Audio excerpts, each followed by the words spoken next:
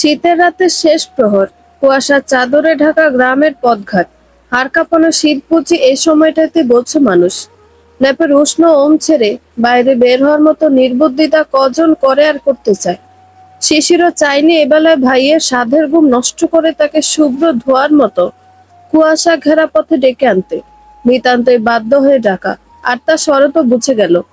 সে নিঃশব্দে উষ্ণ বালাপোষ ছেড়ে উলের মোটা সোয়েটার গায়ে দিয়ে মাফলার জড়িয়ে নিল গলায়। লুঙ্গি পরে ঘুমায় সে রাতের বেলায়, তা বদলে প্যান্ট পরল। শরৎ কখনোই মাফলার দিয়ে কিংবা মাংকি কেঁপে মাথা ঢাকতে পারে না, কিন্তু এই ভোরে কনকনে ঠান্ডার কুয়াশায় মাথা জমে যাবে তাতে কোনো সন্দেহ নেই। বাধ্য হয়ে গলার মাফলার পেঁচিয়ে কুয়াশা থেকে মাথা বাঁচাতে কালো ক্যাপটা বের করলো তার টেবিলের ড্রয়ার থেকে। মনে পড়ে গত শীতের আগে কেন এই ক্যাপটা অলির পছন্দের। ক্যাপটা হাতে নিয়ে কয়েক সেকেন্ড মৈন কল্পনায় বিভোর থেকে আবার চুপচাপ ফোন আর মানিব্যাগটা পকেটে ঢুকিয়ে মনে করার চেষ্টা করলো টসটা কোথায় আছে। টেবিলের ড্রয়ারেই পাওয়া গেল সেটা।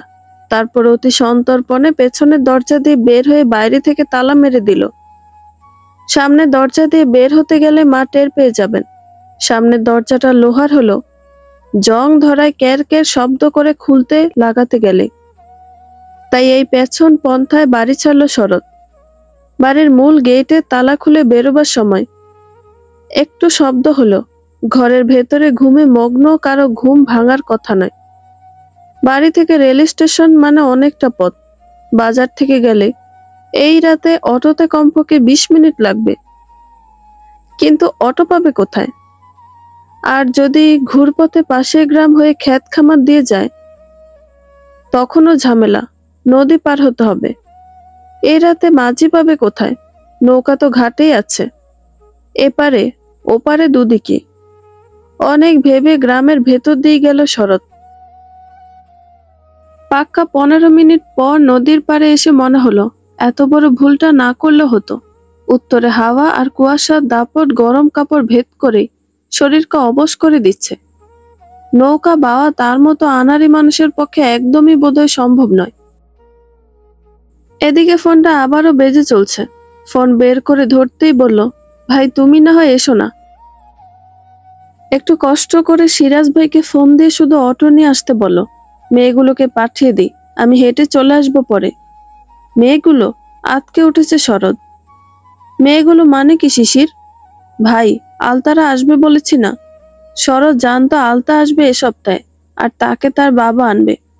কিন্তু শিশিরের কথা শুনে মনে হলো আলতা ছাড়া আরো কেউ আছে তার সাথে। প্রচন্ড শীতের মাঝেও তার আচমকা অস্থিরতায় গা গরম হয়ে গেল। দ্রুত নৌকায় চড়ে আশপাশে একবার তাকালো। মাঝি তো দূর, আসার পথে 2-4টে শেয়ালের ডাক শুনলো, সেগুলো চোখে পড়ল না। নদীর তীর জুড়ে কাশফুলের মেলায় কোথাও কোনো জন্তু আছে বলে মনে হচ্ছে না। সে বাঁধা নৌকার ছইয়ে খুঁজে দেখলো বৈঠা আছে কিনা। সামনেই পেয়ে গেল সেটা। আর নৌকা কার শরৎ জানে, সকালে তাকে জানিয়ে দিলে হবে। খুঁটি থেকে নৌকা ছাড়িয়ে বাওয়া শুরু করতে টের পেল সে আপাত শান্ত নদীটাতেই নৌকা বাইতে তার জান লেগে যাবে। যেখানে মাঝি নীরব, না অতি চওড়া নদীটা পার করতে 7-8 মিনিট লাগায়, শরতের লাগলো 20 মিনিট। তার মাঝে শিশির আরো একবার কল করেছিল। শরৎ শুধু বলেছে সে নদী পার হচ্ছে, ব্যাস। শিশির আর অপেক্ষা করেনি স্টেশনে। 3-3টি যুবতী মেয়েকে সাথে নিয়ে গ্রামের পথে ঢুকলো। উদ্দেশ্য শরৎকে যেন নৌকা বেয়ে আবারও পথ না চলতে হয় এদিকটায়।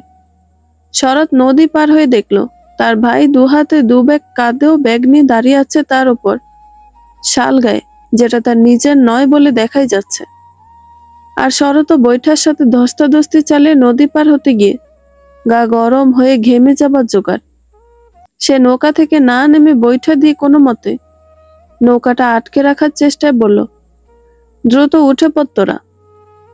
শিশির এগিয়ে এলো প্রথমে। নৌকার কোনায় পা রেখে একে একে 3টা ব্যাগই রেখে ঠেলে সামনের দিকে রেখে সোহাদের ডাকলো।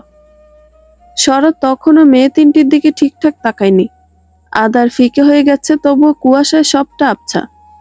প্রথমে আলতা, তারপর অনু, এবং সব শেষে সোহা এসে উঠল নৌকায়। আলতার উঠতে সমস্যা হয় না, অনু অনেকটা শক্ত পুরুষদের মতো না টলে উঠে গেছে। একমাত্র সোহাই নৌকায় পা রাখতেই তার পা হরকায়। পরি পরি করে শিশিরের বাহু ধরে সামলে নিল নিজেকে। আদো ফ্যাকাশে আধারে বুঝে আলতার দৃষ্টি তীক্ষ্ণ হয়ে দেখল ঘটনাটুকু। তাতে ভেতরের মন নামক অদৃশ্য বস্তুটা জ্বলে উঠল। ভাগ্যিস শীত বলে নদীর পানি কম, আর পানির ঢেউয়ের স্তব্ধতা ছিল, তাই কাদামাটিতে মাখামাখি হয়নি পা কারই নৌকায় উঠতে গিয়ে। শিশির নৌকাটা টেনে অনেকটা সামনে রেখেছিল, তাই কাদাটুকু তার পায়ে বিদ্যমান। সে এবার নৌকাটা পানির দিকে ঠেলে উঠে বসলো। সে উঠতেই শরৎ নিজের পরনে সোয়েটার খুলে ধরিয়ে দিল শিশিরকে। শিশির নিতে না চাইলে ধমকে উঠল, শীতে কি অবস্থা টের পাচ্ছিস? চুপচাপ গায়ে দে এটা, আমার নিচেও আর একটা ভারী লং হাত গেঞ্জি আছে। শিশির তৎক্ষণাৎ নিয়ে গায়ে দিল সোয়েটারটা। আলতা নির্বিকার বসেছিল নৌকায়। অনুরও তেমন ভাবের পরিবর্তন নেই, তবে সোহাগ ছটফটিয়ে ওঠা টের পাচ্ছিল সবাই। তার মনের অবস্থা তখন চঞ্চল, ঘোর কুয়াশায় মাখামাখি ভোরের পূর্বাভাস, পাশে পছন্দের পুরুষ, আর তার অব্যক্ত অনুভূতির অস্থিরতা, সব মিলিয়ে তার তখন নেচে ওঠার মতো অবস্থা। হিমশীতল নদীর জলে হাত ডুবাতে সে কাঁপছিল না, ভয় পাচ্ছিল না। কখনো পানি ছুঁয়ে দেখছে, ঠোঁটে মুচকি হেসে, সে হাসিতে তার চোখও হাসছে, অথচ এই হাসির সাক্ষী কেউ হতে পারছে না। এবার শিশির বাইছে শরতের সাথে। ভাইয়ের অবস্থা যে নাকাল সে আগেই বুঝতে পেরেছে। দু ভাই মিলে তাল মিলিয়ে বৈঠা ধরে অল্প সময়ে পারে এসে ভিড়ল তারা। এবার একটা নৌকা বেঁধে প্রথমে শরৎ নেমে মেয়েদের নামতে বলল, তারপরে এগিয়ে ব্যাগ দুটো নিজের হাতে নিতে শিশির বলল, ভাই আমি নিতে পারবো। ব্যাগ দুটো মূলত আলতা সোহার। অনুর ব্যাকপ্যাক ছোট এবং সেটা তার কাঁধে, তাই সেটা কাউকেই দেয়নি সে। শিশির আপত্তি করায় শরৎ একটা নিল, অন্যটা শিশির। শরৎ হাতের টর্চ জ্বালিয়ে সরিষা ক্ষেতে রাইল দিয়ে এগিয়ে যেতে লাগলো। তার পেছনে আলতা, অনু, আর অনুর পেছনে সোহা। শিশিরের প্রায় পাশাপাশি হয়ে আসছে সোহা, তাও যেন নজর এড়ায় না আলতার। বুকের ভেতরটা কি আবারও ফুলে ফেঁপে উঠছে? এবার বুঝি চোখ দুটো আর্দ্র হবার উপক্রম। 5 জনের ছোটখাটো একটা দল যখন বাড়ির গেইটে এসে উপস্থিত, তখন কানে এলো দূর থেকে ভেসে আসা আজানের সুর। শরৎ গেইটে তালা খুলে সবাইকে ভেতরে যেতে বলে সে নামাজের জন্য চলে যাচ্ছিল। শিশির তাকে থামিয়ে আবার সোয়েটার ধরিয়ে দিল। সে তো এখনই ঘরে ঢুকে কম্বলের তলায় ঢুকবে, কিন্তু ভাই এই শীতে নামাজে যাবে। শরৎ বিনা বাক্যে সোয়েটার গায়ে দিয়ে চলে গেল। যাওয়ার সময় নিজের ঘরের চাবি দিয়ে বলল, কাকিকে ডেকে ওদের ঘরে দিয়ে তুই আমার ঘরে শুয়ে পড়। রাতভর চটফট করেছে নকশি, তবুও চোখের পাতা দুটি অল্প সময়ের জন্য বন্ধ রাখতে পারেনি। আজ রাতটার অস্থিরতা তাকে প্রায় অসুস্থ করে তুলেছিল। পুরনো স্মৃতির ভাঁজে ডুবে মনে পড়ে যায় আলতা গর্ভে থাকা অবস্থায় প্রথম 4টা মাস সে এমনই করে রাত জেগেছে। অস্থিরতায়, অসুস্থতায় তখন বারবার ভেবেছে আওলা চলে আসুক তার কাছে, যে করেই হোক। তখন সে কত কত নির্ঘুম রাত নিঝুম মাস্টার বাড়ির উঠোনে হেঁটে হেঁটে পার করেছে। কখনো কখনো জয়তুন রাতে জেগে বাথরুমে গেলে তাকে দেখে বকাবকি করতেন। সব সময় বলতেন, পোয়াতে মানুষ, রাত বিরাতে একা বাইর হইস না। খারাপ লাগলেও দোয়া দরুদ পইরা ঘরেই পইরা থাকবি। কন যায় না কোন সময় কিসে আসর করব, তাইলে কিন্তু প্যারেডটা টিকব না। কত কিছুর বদনজর লাগে, আর যদি তেনাগো নজর পড়ে বইন, তাইলে কিন্তু তোরও ক্ষতি হইব। তখন সে নিজের পাশে আওলাদকে পাওয়ার জন্য অস্থির হতো। তার একলা জীবনে ভরসার একটা হাত পাওয়ার জন্য ব্যাকুল হয়ে ছটফট করত। আজও করেছে ছটফট, আজও গর্বে একটা শিশু। তবে আজকের অস্থিরতা, কাতরতা কোনো ভরসার হাত কিংবা মাথার ছাদের কথা ভেবে নয়। আজকে শুধুই তার প্রথম সন্তানের কথা ভেবে। নকশি ঘুমায়নি, তার সাথে ঘুমায়নি জহিরও।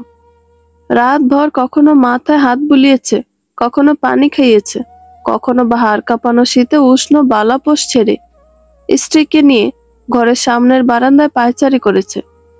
একটু বিরক্ত না হয়ে রাত পার করে ভোরেই বেরিয়ে গেছে মাস্টার বাড়ির উদ্দেশ্যে। আলতার আজ সকালে আসার কথা, তারা পৌঁছতে আর কতক্ষণ সে কথাটি জানতে এসেছে আহসানের কাছে। আলতার ফোনে কয়েকবার কল দিয়েও তাকে পায়নি বলে আবার মনে মনে ভাবছিল, আলতা যদি তার বাড়ি না যেতে চায়। মনের ভাবনায় সে যুক্তি মিলিয়েছিল বিয়ের রাতের কথা ভেবে।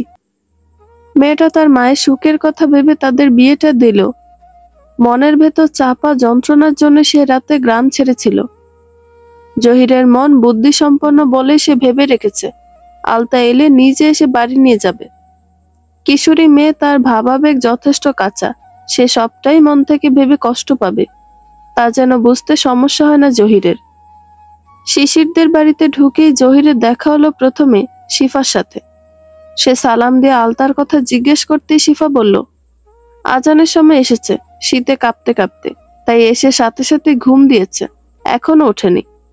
তার মানে ৮ ঘন্টার মতো হবে ঘুমিয়েছে। এখনো চারপাশ কুয়াশায় ঢাকা, ভোর হলেও বোঝার উপায় নেই যেন। কিন্তু নকশি তো অস্থির হয়ে আছে। সে কথা শিফাকে বলতেই শিফা বলল, ফোন করেন, আমি কথা বলি। জহির তাই করলো। শিফা কথা বলে জানালো মেয়েটা মাত্রই ঘুমিয়েছে, এখন উঠলে শরীরটা না আবার খারাপ করে, এরপর আর কথা থাকে না। নকশি নিজের মনকে বুঝিয়ে নিল, ভাবিকেও বলল আলতা উঠলেই যেন তাকে পাঠিয়ে দেয়। শিফা আশ্বস্ত করলো সে পাঠাবে, প্রয়োজনে নিজেই নিয়ে যাবে ও বাড়ি। মাত্র তো কয়েকটা বাড়ি পরেই জহিরের বাড়ি। সকাল 10টার ওপার ঘড়ির কাঁটা তখন। সূর্যটা একটু জোর দেখিয়ে শীত কুয়াশাকে দূর করলো। কাঁচরঙা রোদ্দুরে তখনও তেজ তেমন নেই, তবুও শীত বুড়িকে হালকা উষ্ণ করতে বদ্ধপরিকর। দরজা জানালা বন্ধ থাকায় জানালার ফাঁকগুলো একটুখানি সূর্য রশ্মি সরু হয়ে পড়েছে আলতার আলতারাঙা মুখটাতে। সারা শরীরের কম্বলের উষ্ণতা ঘুমটাকে কিছুতেই পাতলা হতে দিতে চাইল না। কিন্তু শিশির তো আর শীতমহলে উষ্ণতা নয়, বরং শীতের রাতের হিম হয়ে আলতাকে জ্বালিয়ে খেতে সদা প্রস্তুত। সোহা অনু তখনও গাঢ় ঘুমে, যখন শিশির জোরে হাঁক ছেড়ে আলতার নাম ধরে ডাকছে। আলতার ডাক শুনেও ওঠার প্রয়াস দেখায় না, অথচ শিশিরের ডাক বন্ধ হবার নামটি নেই। কিন্তু তার চেঁচামেচিতে অনু চমৎকার ঘুমটা ভেঙে চুরমার হয়ে যাওয়ায় সে তার স্বভাব সুলভ আচরণে গালি দিয়ে বসল, শালা শিশির চুপ কর, একটু শান্তিতে ঘুমাতে দে। ভোরের ফকফকা সকালটা মুহূর্তে ছাই রঙা মেঘে অন্ধকার হয়ে গেছে শিশিরের। পাশে যে তার পিতৃ মহোদয় দাঁড়িয়ে আছেন কড়া নজরে তাকিয়ে। ব্লু জিন্সের ওপর সাদা cotton half sleeve long kurti, তার ওপর হুডি পরা অনু, পায়ে তার সাদার মধ্যে ক্যাটস, বা হাতে ব্রাশ করতে করতে সে শিশিরদের উঠোন ছেড়ে এবার গেটের কাছে গেল। চোখজোড়া বিস্ময়ে অভিভূত। কুয়াশায় বাড়ির পাশের পথটা এখনো হালকা ঢেকে আছে। ঘড়িতে তখন 10টা বেজে গেছে। বাড়িতে সকলেই তখন শিফার বাইরের চুলায়, আগে যেটা নকশির ছিল সেখানে বসে ভাপা পিঠা খাচ্ছে। একমাত্র অনুই সবার পেছনে পড়েছে। তার কারণ অবশ্য সে অনেকটা সময় আহসানুল্লাহর সাথে গল্প করেছে। সকালে যখন শিশির ডাকাডাকি করলো আলতাকে, তখন অনু ঘুমে ব্যাঘাত ঘটায় তার স্বভাব সুলভ আচরণে কিছু অসঙ্গত শব্দ উচ্চারণ করেছিল, যা বাড়ির বড়রা প্রত্যেকেই শুনেছে, এবং শিশির তার পাশে বাবাও শুনেছে বলে ভয়ে লজ্জায় প্রায় কুঁকড়ে গিয়েছিল। কিন্তু মিনিট কয়েকের মাঝে অনু যখন ঘর ছেড়ে বের হলো, তখন সে অতি নম্রতায় সালাম দিয়েছিল আহসানকে। আহসানুল্লাহ এক পলক মেয়েটির দিকে তাকিয়ে চোখ নামিয়ে নিয়েছিল। শিশিরের মেয়ে বান্ধবীরা আসবে জানতো, কিন্তু তাদের পোশাক পরিচ্ছদ এমন হবে তা তার ধারণার মধ্যে ছিল না। যদিও মেয়েটি একদম অশালীন কোনো পোশাক পরেনি, তবু পরিবেশ অনুযায়ী এ গ্রামে জিন্স পরা মেয়ে দেখলে সকলেই নাক কুঁচকাবে, সুযোগ পেলে কথা রটাবে। আহসানা সেখানে দাঁড়াতে চাচ্ছিল না, কিন্তু অনু নিজেই ডাকলো, আঙ্কেল, আপনি নাকি ঢাবিতে পড়েছিলেন? আহসান থামলো। তার পড়াশোনা, তার বিশ্ববিদ্যালয় নিয়ে কথা উঠলে সে নস্টালজিক হয়ে পড়ে। স্মৃতিহাত্রে দুর্বল হয়। কত কি যে সে পড়াশোনায় ফেলে এসেছে। অনুর এই এক প্রশ্নই তাদের আলাপের কারণ হলো। কয়েক মিনিটের মাঝে দেখা গেল অনু চোখে মুখে পানি ঝাপটা দিয়ে সে বসে পড়ল শিশিরদের বারান্দায়। জোর করে আহসানকে বসালো সে ভার্সিটি সম্পর্কে জানবে বলে তাদের পড়াশোনাকালীন সময়কার কথা। বাড়িতে তখন শিফার পিঠা বানানোর আয়োজন চলছিল। আলতা ঘুম থেকে উঠে মুখ হাত ধুয়ে গিয়ে বসলো চুলার পাশে। শিফা প্রথম পিঠা চুলা থেকে নামিয়ে আলতাকে দিয়ে বলল, মামাকে দিয়ে। আলতা ও মামের কথা মতো লক্ষ্মী মেয়ে হয়ে প্রথমে মামাকে পিঠা দিয়ে শরৎ ভাইকে ডেকে আনলো। শিশির নিজেই ততক্ষণে কয়েকটা জল চকি পেতে দিল উনুনের কাছে। একে একে সেখানে শিশির, সোহা, শরৎ আর আলতা এসে বসলো পিঠা খেতে। এভাবে রান্না করে বসে একসাথে সবাই মিলে পিঠা খাওয়ার আয়োজন ভীষণ উপভোগ করছে সোহা। তখন অবশ্য অনুর কথা শেষ হয়নি। আসান পিঠা খাওয়ার কথা বললে সে কিছু না বলে খুব স্বাভাবিকভাবে আসানুল্লাহর প্লেট থেকে ভেঙে নিয়ে মুখে দিল। অবাক হয়ে দৃশ্যটুকু দেখলো আসান। তার মনে হলো মেয়েটি পোশাক পরিচ্ছদ কিংবা আচরণে যতখানি উচ্ছৃঙ্খল, তার মনটা তত নয়। মেয়েটার মধ্যে মেকি নকল কিছুই নেই, না কোনো রাগ ঢাক। অল্প সময়ে আসানের মনে মেয়েটা জায়গা করে নিয়েছে, মেয়ের মতো করে। আর তাদের কথাবার্তার মাঝে অনু ব্রাশ না করেই পিঠা খেয়ে ফেলেছে। তাই এখন সে ব্রাশ নিয়ে বেরিয়েছে। নিজের বাড়িতে বদ্ধ ঘর, আধুনিক বেসিনের সামনে দাঁড়িয়ে আয়না দেখতে দেখতে ব্রাশ করা মেয়েটা প্রকৃতির সাথে মিশতে পেরে খুব বেশি উৎফুল্ল হয়ে উঠল। সকালের পিঠা পর্ব শেষ হওয়ার পর শরৎ আর আসানুল্লাহ দোকানে চলে গেছে। শিশিরও বেরিয়ে পড়েছে বন্ধুদের সাথে দেখা করতে। বাড়িতে ছিল শুধু 5 জন, জয়তুন, শিফা আর আলতারা। শিফা কয়েকবার আলতাকে খেয়াল করলো, মেয়েটার পরিবর্তন চোখে পড়ার মতো। ছোট্ট থেকে আলতা ছিল একদম চঞ্চল, অবাধ্য আর ছটফটে, অনেকটা চড়ুই পাখির মতো। ফুরুত করে এদিক ওদিক ছোটা, সুযোগ পেলে মার্বেল খেলতে বেরিয়ে পড়া, সবাইকে বিরক্ত করা, এসবই তার স্বস্তি ছিল। মেয়েটার মায়ের বিয়ে হওয়ার পর মেয়েটা শান্তশিষ্ট আর কেমন পরিণত হয়ে গেছে মনে হলো। কিন্তু এবার তো এসে আরো বেশি চুপ লাগছে মেয়েটাকে। কষ্ট হচ্ছে শিফার আলতাকে এভাবে দেখতে। তাকে তো সেই ছটফটে আলতা হিসেবে দেখতেই ভালো লাগে শিফার, যে আলতা শিশিরের হাতে মার খেয়ে এসে নাক মুখ ফুলিয়ে মামার কাছে নালিশ করত। শিশিরকে তার বাবা কিংবা শরতের হাতে ধোলাই করবে বলে বীর বীর করে পণ করত, আর মামিকে বলতো, মামি তুমি আজকে একটু ধরবে না শিশির ভাইকে? কাকের বড় ভাই শিশির ভাই, মারক মামা তাকে। কত শত অভিযোগ করে শিশিরকে মার খাওয়াতে উঠে পড়ে লাগতো এক সময়।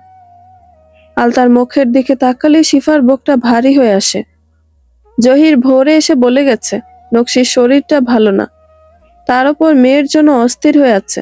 সে নিজেও কলে কথা বলতে গিয়ে বুঝতে পেরেছে নকশির অবস্থা, তাই ভাবছে কিছু একটা বলে আলতাকে জহিরের বাড়ি এখনই পাঠাতে হবে। শিফার মনে হলো কথাটা সে গুছিয়ে বলতে পারবে না। সে জয়তুনকে বলল, ভাবি আলতার ওই বাড়ি যাইতে বলা দরকার না? নকশি রাতভর ঘুমাই নেই, ওর জন্য অপেক্ষা করছে। হ গো শিফা, আমিও ভাবতেছি কখন যাইব মাইয়াডা। আলতার মুখটা দেখছস, রংটা কিমন জানি হইছে, আর মুখটা তো আনন্দের ছাপ নেই। মা মাইয়া জীবনও এতটা দিন কেউ কাউরে সাইরা থায় নাই। ভাবি আপনি বইলা দেখানো যায় কিনা। জয়তুন শুনেই এগিয়ে গেল আলতার দিকে। উঠোনে যেখানটাতে শিউলি গাছ, সেখানে বসেছিল আলতা, সোহা আর অনু। 3 জনে মাটিতে নেতিয়ে পড়া শিউলি কুড়াচ্ছে। ভোরে উঠে শিশিরে সিক্ত শিউলি কুড়ানো আলতার খুব পছন্দ, কিন্তু আজ তো ভোর কেটেছে ঘুমের রাজ্যে, তাই এখনই তার এগুলো দেখে তুলতে ইচ্ছে হলো। তাকে দেখে বাকি 2 জনও বসে গেছে, যদিও অনুর এসবে আবেগ নেই খুব একটা, কিন্তু শিশির না আসা অব্দি তাদের পক্ষে বাইরে বের হওয়া সম্ভব নয়। কিন্তু সোহা খুব উপভোগ করছে বিষয়টা। সে অতি উৎসাহ নিয়ে তুলছে ফুলগুলো, যেমনটা আলতা করছে। জয়তুন এগিয়ে গেলেন তাদের দিকে, মনোযোগে 3টি মেয়েকেই দেখলেন। অনুকে তার বিশেষ পছন্দ নয়, তার পোশাক আশাক আর ঠোঁট কাটা কথাবার্তার জন্য। তবে সোহাকে তার বেশ পছন্দ হয়েছে। একদম কোমল, নরম মনের মেয়ে, সেই সাথে কথাবার্তা আচরণ সবেতেই মিষ্টি মেয়েলি ব্যাপার আছে, যা অনুর মধ্যে নেই। তার উপর সোহার ব্যবহারে বোঝা যায় না সে শহুরে আর কতটা পয়সাওয়ালা। মেয়েগুলোকে দেখতে দেখতে আলতার সামনে এসে দাঁড়ালেন। তিনি ক্ষীণস্বরে ডাকলেন, আলতা। ফুলকড়ি হাতে তুলতে তুলতেই জবাব দিল, কি মামি, মার কাছে যাবি না? হাত থামলো আলতার। সে মামির দিকে মুখ তুলে তাকিয়ে রইল কয়েক সেকেন্ড। হাতের সব ফুল ঝেড়ে ফেলে দিয়ে উঠে দাঁড়ালো। একটুখানি হেসে বলল, হ্যাঁ মামি, যাব। তুমিও যাবা? জয়তনকে একটুখানি বুঝলো আলতার সংকোচ। উঠোনের অন্য প্রান্তে দাঁড়িয়ে শিফাও বুঝলো আলতার মন। সে এগিয়ে এসে জায়ের উদ্দেশ্যে বলল, চলেন ভাবি, সবাই মিলেই যাই। পরে আলতা নয় থাকবো, আমরা চলে আসব। আলতা নয় থাকবো কথাটা আলতার কেমন যেন লাগলো। সে মায়ের কাছে থাকতে চায়, কিন্তু কার বাড়ি গিয়ে থাকবে?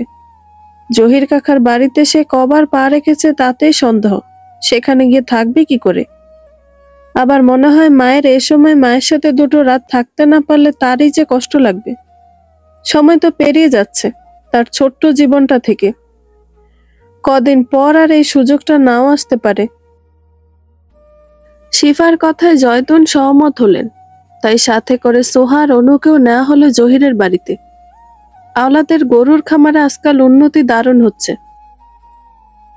সে সুযোগ বুঝে সদরে কৃষি সমিতির মাধ্যমে এক ট্রেনিং সেন্টার থেকে বিভিন্ন বিষয়ে প্রশিক্ষণও নিচ্ছে।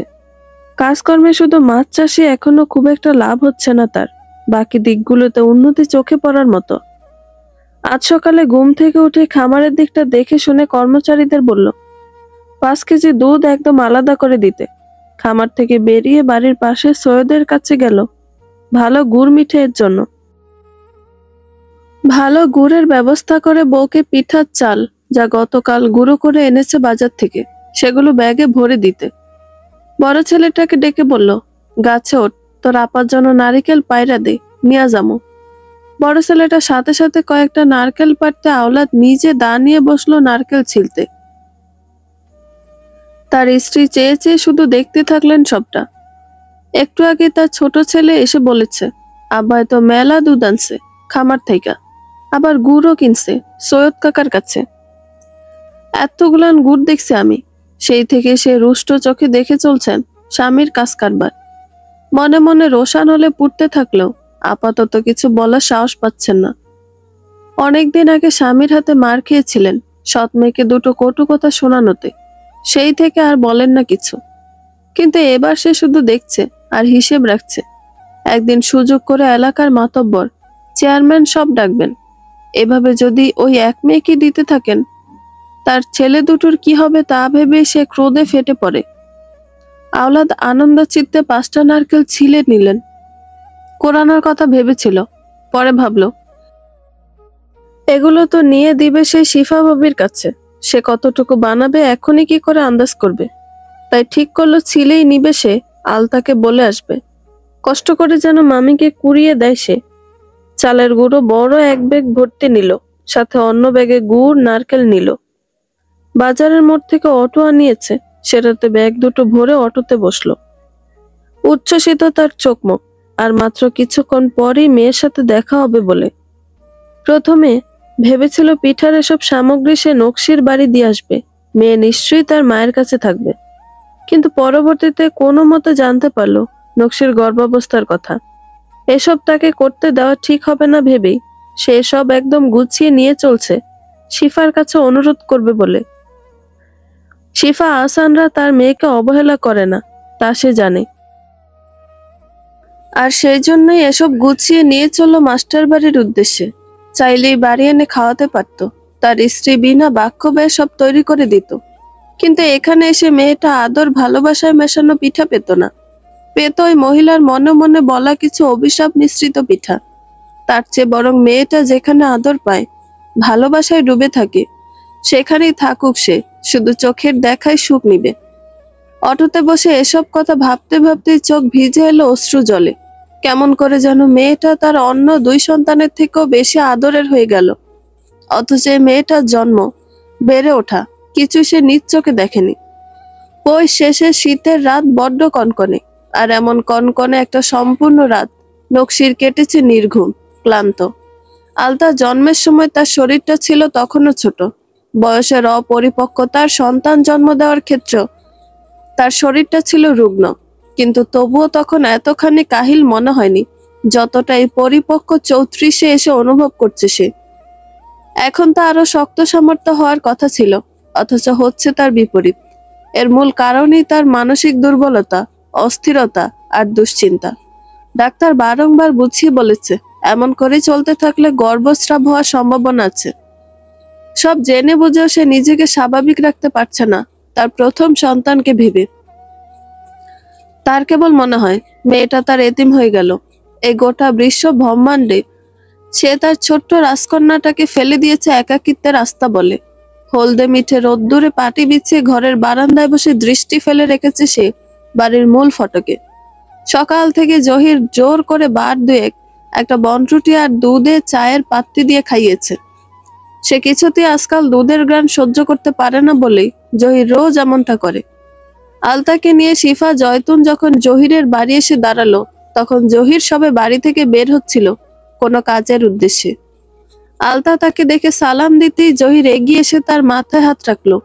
এলি তবে, কেমন আছিস রে মা? তোর মায়ের শরীরটা ভালো না। তোর মা সে কি কান্নাকাটি তোর জন্য। ভেতরে যা সবাইকে নিয়ে, আমি ফিরছি একটু পরে। একা একাই কথাগুলো বলে জহির উত্তরের অপেক্ষা না করে চলে গেল। আলতার সাথে সাথে বাকিরা অবাক চোখে দেখলো সবটা। আলতার মনে হলো জহির কাকা নিজেও ভালো নেই। যে মানুষটা দেখলেই হেসে হেসে কথা বলতো, সে মানুষটা চোখে মুখে আজ বিমর্ষতা। বাড়ির ভেতরে ঢুকে নকশিকে দেখা গেল ঘরের সামনে খোলা বারান্দায় দুহাতে মাথা চেপে চোখ বুজে মাদুরের উপর বসে আছে। আলতা গিয়ে বসলো মায়ের গায়ে গা ঘেঁষে, আলতো করে দুহাতে জড়িয়ে নিল।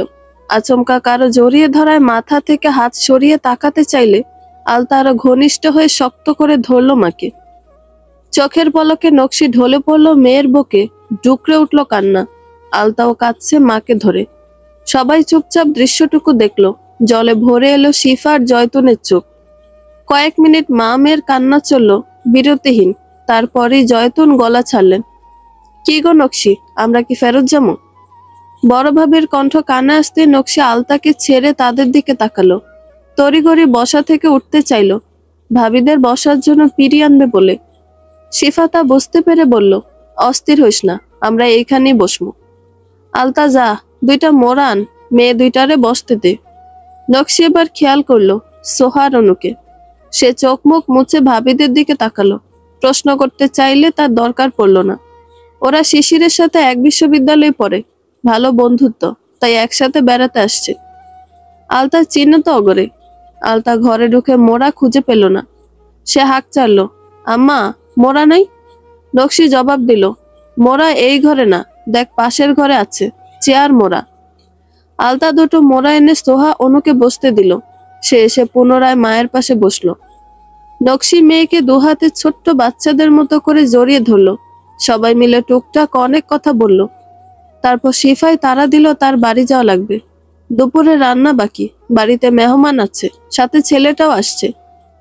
নকশি বলে উঠলো, আজ আর যাওয়ার দরকার নেই, এ বাড়িতেই খাবে সবাই। সে জহিরকে ফোন করতে ফোন নিল।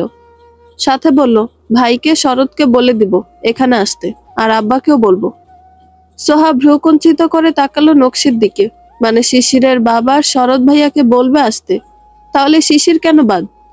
সোহার মুখ দেখিয়ে আলতা তার মনের কথা বুঝে ফেলল। সে কিছুটা বাঁকা স্বরে বলল, আম্মা শিশির ভাইকে আব্বা বলছে। সবাই একবার আলতার দিকে তাকিয়ে আবার তার দৃষ্টি অনুসরণ করে সোহার দিকেও তাকালো। শিফা মানতে চাইছে না নকশির কথা। তার বাড়ির মেহমান এবারই এনে খাওয়ানোটা কেমন দেখায়।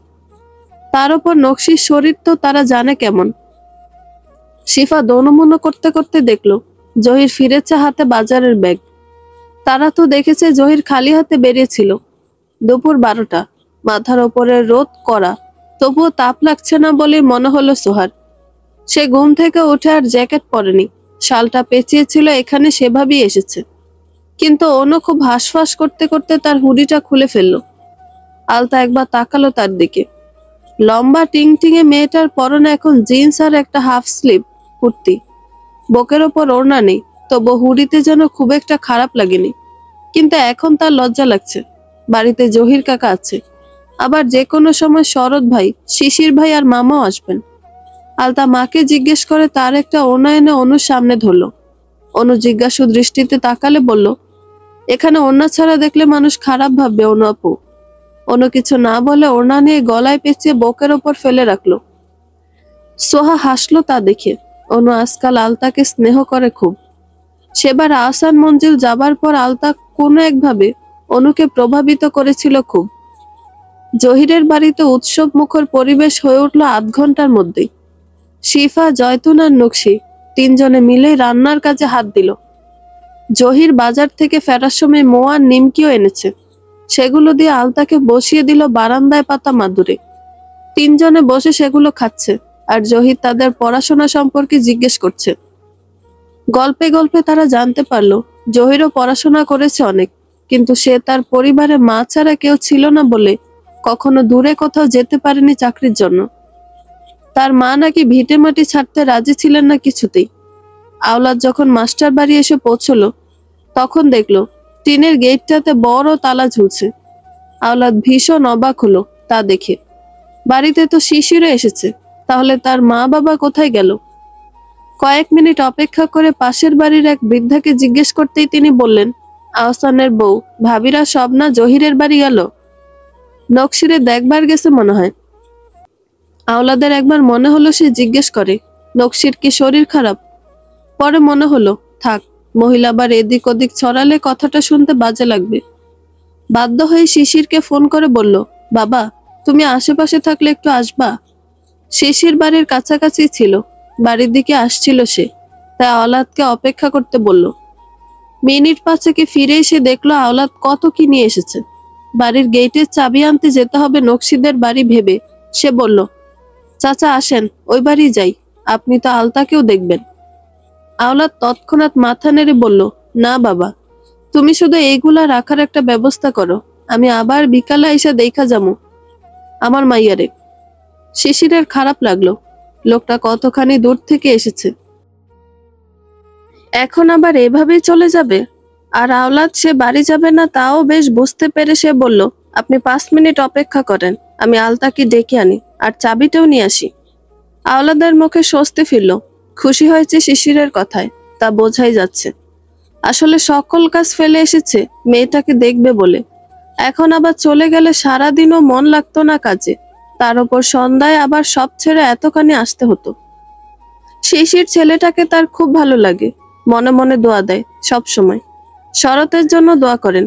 তার মেয়ের সেই বিপদে কত দৌড়ঝাঁপ করলো নিজেদের কাজ ফেলে। এমন ছেলে প্রত্যেকটা বাবা মায়ের হোক। রোদ আর শরতের মেঘে আকাশ জুড়ে এক মন ভোলানো খেলা আজকের দুপুরটা মেতে আছে যেন। জহির পুরনো এক লুডুর বই বের করে দিয়েছে মেয়ে তিনটিকে, তারাও সেই খেলায় জমে গেছে। শিশির এসে জহিরের বাড়িতে ঢুকতেই তার কানে এলো আলতার চেঁচানো গলা, আমার আবার ছক্কা উঠছে সোহাপু, শেষ। শিশির উঠোনে দাঁড়িয়ে তাকালো আলতার দিকে, চেঁচিয়ে কথা বলছে, হাত নেড়ে নেড়ে অনুকে কিছু বলছে। আবহাওয়া গরম নয়, তবু এখান থেকে শিশির স্পষ্ট দেখতে পাচ্ছে আলতার গালের পাশ লালচে হয়ে আছে। এমনিতেই তো মেয়েটার গায়ের রং এত গোলাপি ফর্সা যে দেখলেই মনে হয় কেউ বুঝি মেয়েরে লাল করে দিয়েছে। নিঃশব্দে দাঁড়িয়ে সেদিকে এতটাই মগ্ন হয়েছে শিশির, তার পেছনে যে শরৎ দাঁড়িয়ে আছে টেরই পায়নি। তবে খেলায় মত্ত তরুণীদের মধ্যে অনু দেখলো শরৎকে। সে খেয়াল করলো শরৎ কিছু একটা বলছে শিশিরকে, অথচ সে ড্যাব ড্যাব করে এদিকে তাকিয়ে আছে, যেন কিছু শুনতেই পাচ্ছে না। অনুর পর এবার সোহার আলতাও দেখলো। সোহার ঠোঁটে মুস্কি হাসি, শিশির এখনো সরছে না বলে। আলতাও ঘটনা বুঝতে পেরে ফিক করে হেসে ফেলল। গেটটা একেবারে অল্প জায়গায় নয়, তবুও শিশির গেট যেভাবে ধরে দাঁড়িয়ে আছে তাতে শরৎ ঢুকতে পারবে না। এবার সে বেশ বিরক্তই হলো শিশিরের কাণ্ডে, তাই কিছু বলতে চাচ্ছিল, কিন্তু তার সুযোগ হওয়ার আগে শোনা গেল অনুর গলা, ওই শিশির, স্ট্যাচু অফ। শিশির ফোঁটা হইছিস কেন? পিছনে তো শরৎচন্দ্র দাঁড়িয়ে আছে। ঝরঝরে পরিষ্কার দুপুর, শীত শীত রাত, ভোর মাঝামাঝি, এমন দুপুর বড্ড স্নিগ্ধ করে মনকে। আজকের দুপুরটা অনেক অনেক দিন পর আলতার কাছে বেশ আনন্দের, স্বতঃস্ফূর্ত লাগছে। সকালের সময়টা ভালো কেটেছে, দুপুরটাও এখন বাবার সঙ্গে বসতে ভালো লাগছে খুব। শিশিরের সাথে একটু আগে এসেছে সে বাবার সাথে দেখা করতে, প্রায় 30 মিনিট আগের ঘটনা। শিশির যখন জহিরের বাড়ি গেল তখন শরৎও বাড়ি আসছিল। আজ দোকান খোলেনি, সকালেই সে দোকানের বিভিন্ন মাল কিনতে সদরে গিয়েছিল। সবে মাল নিয়ে দোকানে ফিরেছিল, অমনি নকশি কল করে বলল আজ তাদের বাড়িতে যেতে। বাড়ির সকলে সেখানেই আছে। দোকানের কাজ গুছিয়ে দোকান বন্ধ করতে বেশি সময় লাগেনি। মনে মনে ঠিক করেছে আজ দিনটা ছুটিই থাক, তাই কর্মচারী ছেলেটিকে ছুটি দিয়ে নিজেও ফিরে এসেছে। বাড়ির গেটে এসে ঢোকার পথে শিশিরকে স্তব্ধ হয়ে দাঁড়ানো দেখে সে একবার ডাকলো, কিন্তু শিশির বুঝি শুনতেই পায়নি। শরৎ পুনরায় ডাকতে উদ্যত হতেই দূর থেকে অনু চেঁচিয়ে বলল, ওই শিশির, স্ট্যাচু অফ। শিশির ফোঁটা হয়েছিস কেন? পিছনে তো শরৎচন্দ্র দাঁড়ায় আছে। কথাটা বলতে অনু লজ্জা না পেল, তখন শরৎ শিশির দুভাই ঠিকই লজ্জা পেল। আলতা অবশ্য জোরে হাসতে গিয়েও হাসি আটকেছে, আর সোহা তার স্বভাব সুলভ নিঃশব্দ হাসি হেসেছিল। এরপর অনেকটা সময় অনুর দিকে একদমই তাকায়নি। শিশিরও নিজেকে স্বাভাবিক রাখতে চট করে বলে বসলো, আলা চাচা আসছে বাড়িতে, চল। এটুকু বলে আবার বলল, তুই এগিয়ে যা, আমি আম্মার থেকে বাড়ির চাবি নিয়ে আসি। আব্বা এসেছে শুনে আলতা বেরিয়ে যাচ্ছিল, পরে মনে হলো আম্মাকে বলে যাওয়া উচিত।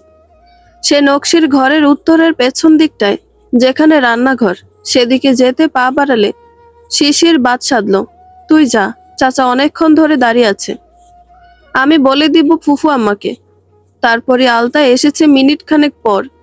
শিশিরও চাবি নিয়ে হাজির। গেট খুলে দিয়ে আওলাদের আনা ব্যাগ ভর্তি চাল, গুড়, নারকেল সব ঘরে নিয়ে রাখলো। তারপর আর সে কোথাও যায়নি, উল্টো নিজের ঘরে ঢুকে নিজের কিছু জিনিসপত্র শরতের ঘরে রেখে এলো। যে কদিন এখানে আছে, মেয়েগুলো যে তার ঘর দখলে রাখবে তা তো জানাই আছে। আওলাদ মেয়েকে পাশে বসিয়ে তার খাওয়া দাওয়ার খোঁজ নিলেন প্রথমেই, পরে কিছুটা সংকোচের সাথে জানতে চাইলেন 2-1 দিনের জন্য তার গ্রামে যাবে কিনা। সংকোচ মূলত তার স্ত্রীর করা পূর্ব ঘটনার জন্যই। প্রথমবারও তো কত আহ্লাদ করে জোর গলায় আবদার করে মেয়েকে বাড়ি নিয়ে গিয়েছিলেন, কি লাভ হলো?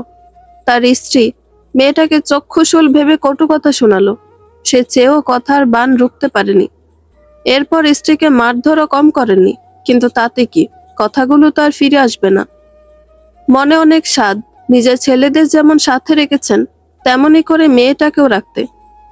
চোখের সামনে থাকবে, ভালো মন্দ নিজে যা খাবে তাই খাওয়াবেন। কিন্তু এই স্বাদ তার আর পূরণ হবার নয়, তাই আজ আর জোর খাটিয়ে কিছু বললেন না। আলতাও বাবাকে কষ্ট না দিয়ে যতটুকু সম্ভব বুঝ দিল সে অল্প সময়ের জন্য এসেছে, আর শহরে 2জন বান্ধবী এসেছে, তাদের সাথেই থাকবে। এ আর বলেনি বান্ধবী দুটো তার নয়।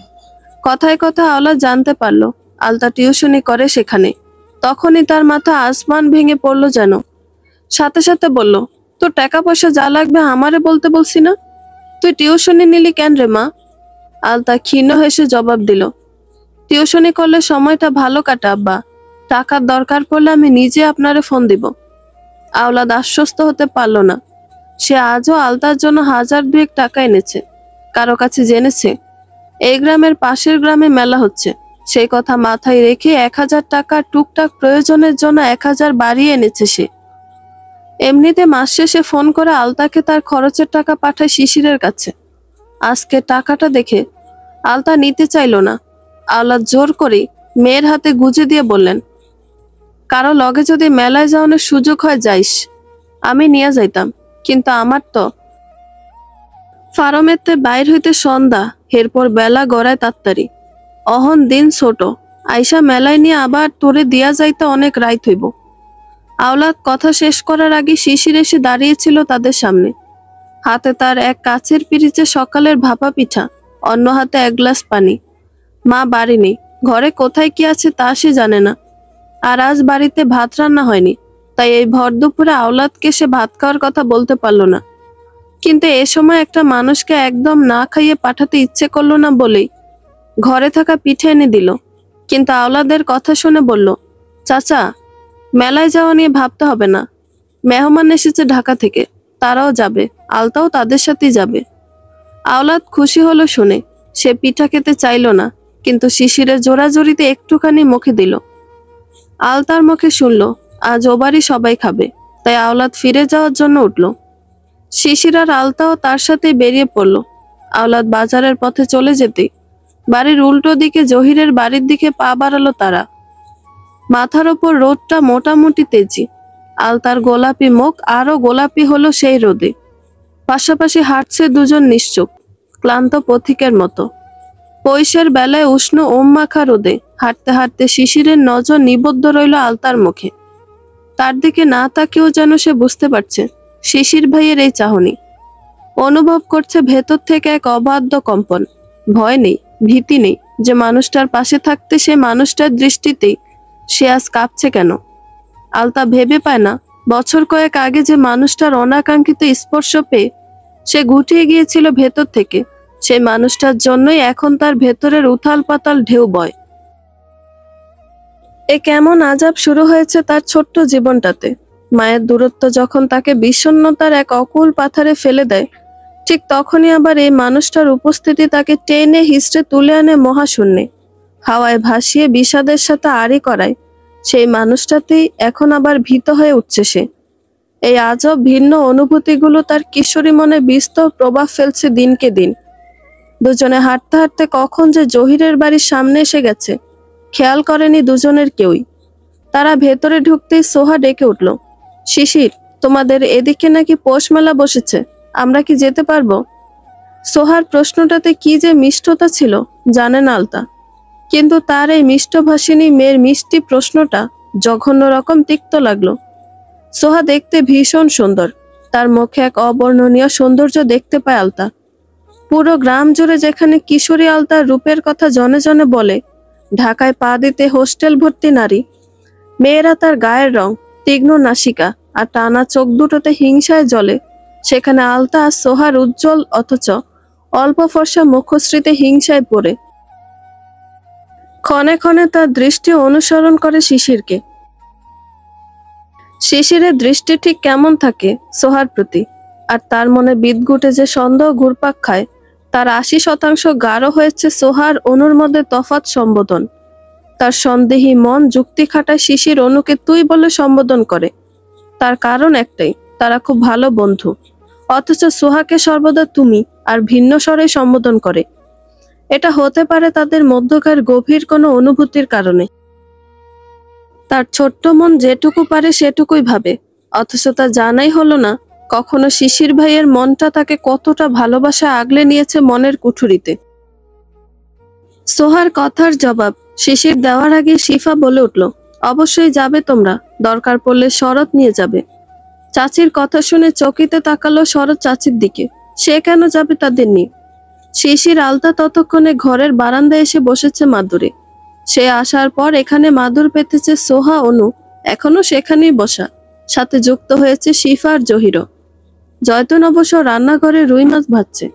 নকশির ক্লান্ত লাগছে বলে একটুর জন্য সে বিছানায় গায়ে এলিয়ে দিয়েছে। শিশির মায়ের দিকে তাকিয়ে বলল, ভাই গেলে তো ভালো হয়, নয়তো তিনটা মেয়ে নিয়ে আমার মেলায় যেতে ভয় লাগতো। শিশিরের কথাটাতে টিপ্পনি ছিল বুঝতে পেরে তেতে উঠল অনু।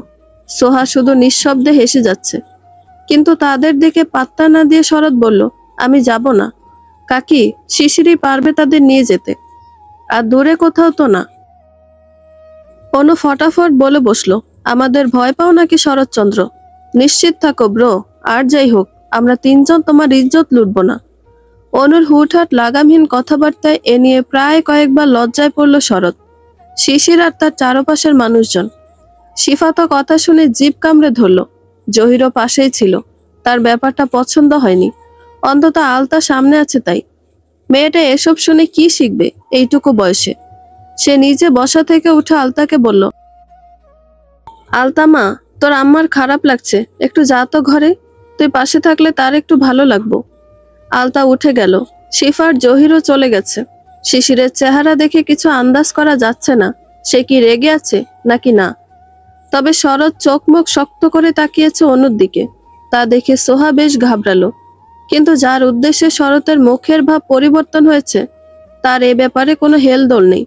সে স্বাভাবিক কণ্ঠে বলল, তোমাদের এক একজনের ভাব দেখে মনে হচ্ছে আমি কাউকে খুন করেছি। এমন রিয়াকশন দিচ্ছ যা দেখে জীবিত হয়ে মরণ মরণ ফিলিংস আসছে আমার। এসব কি ধরনের কথাবার্তা তোর? এটা কি শহর পেয়েছিস অনু?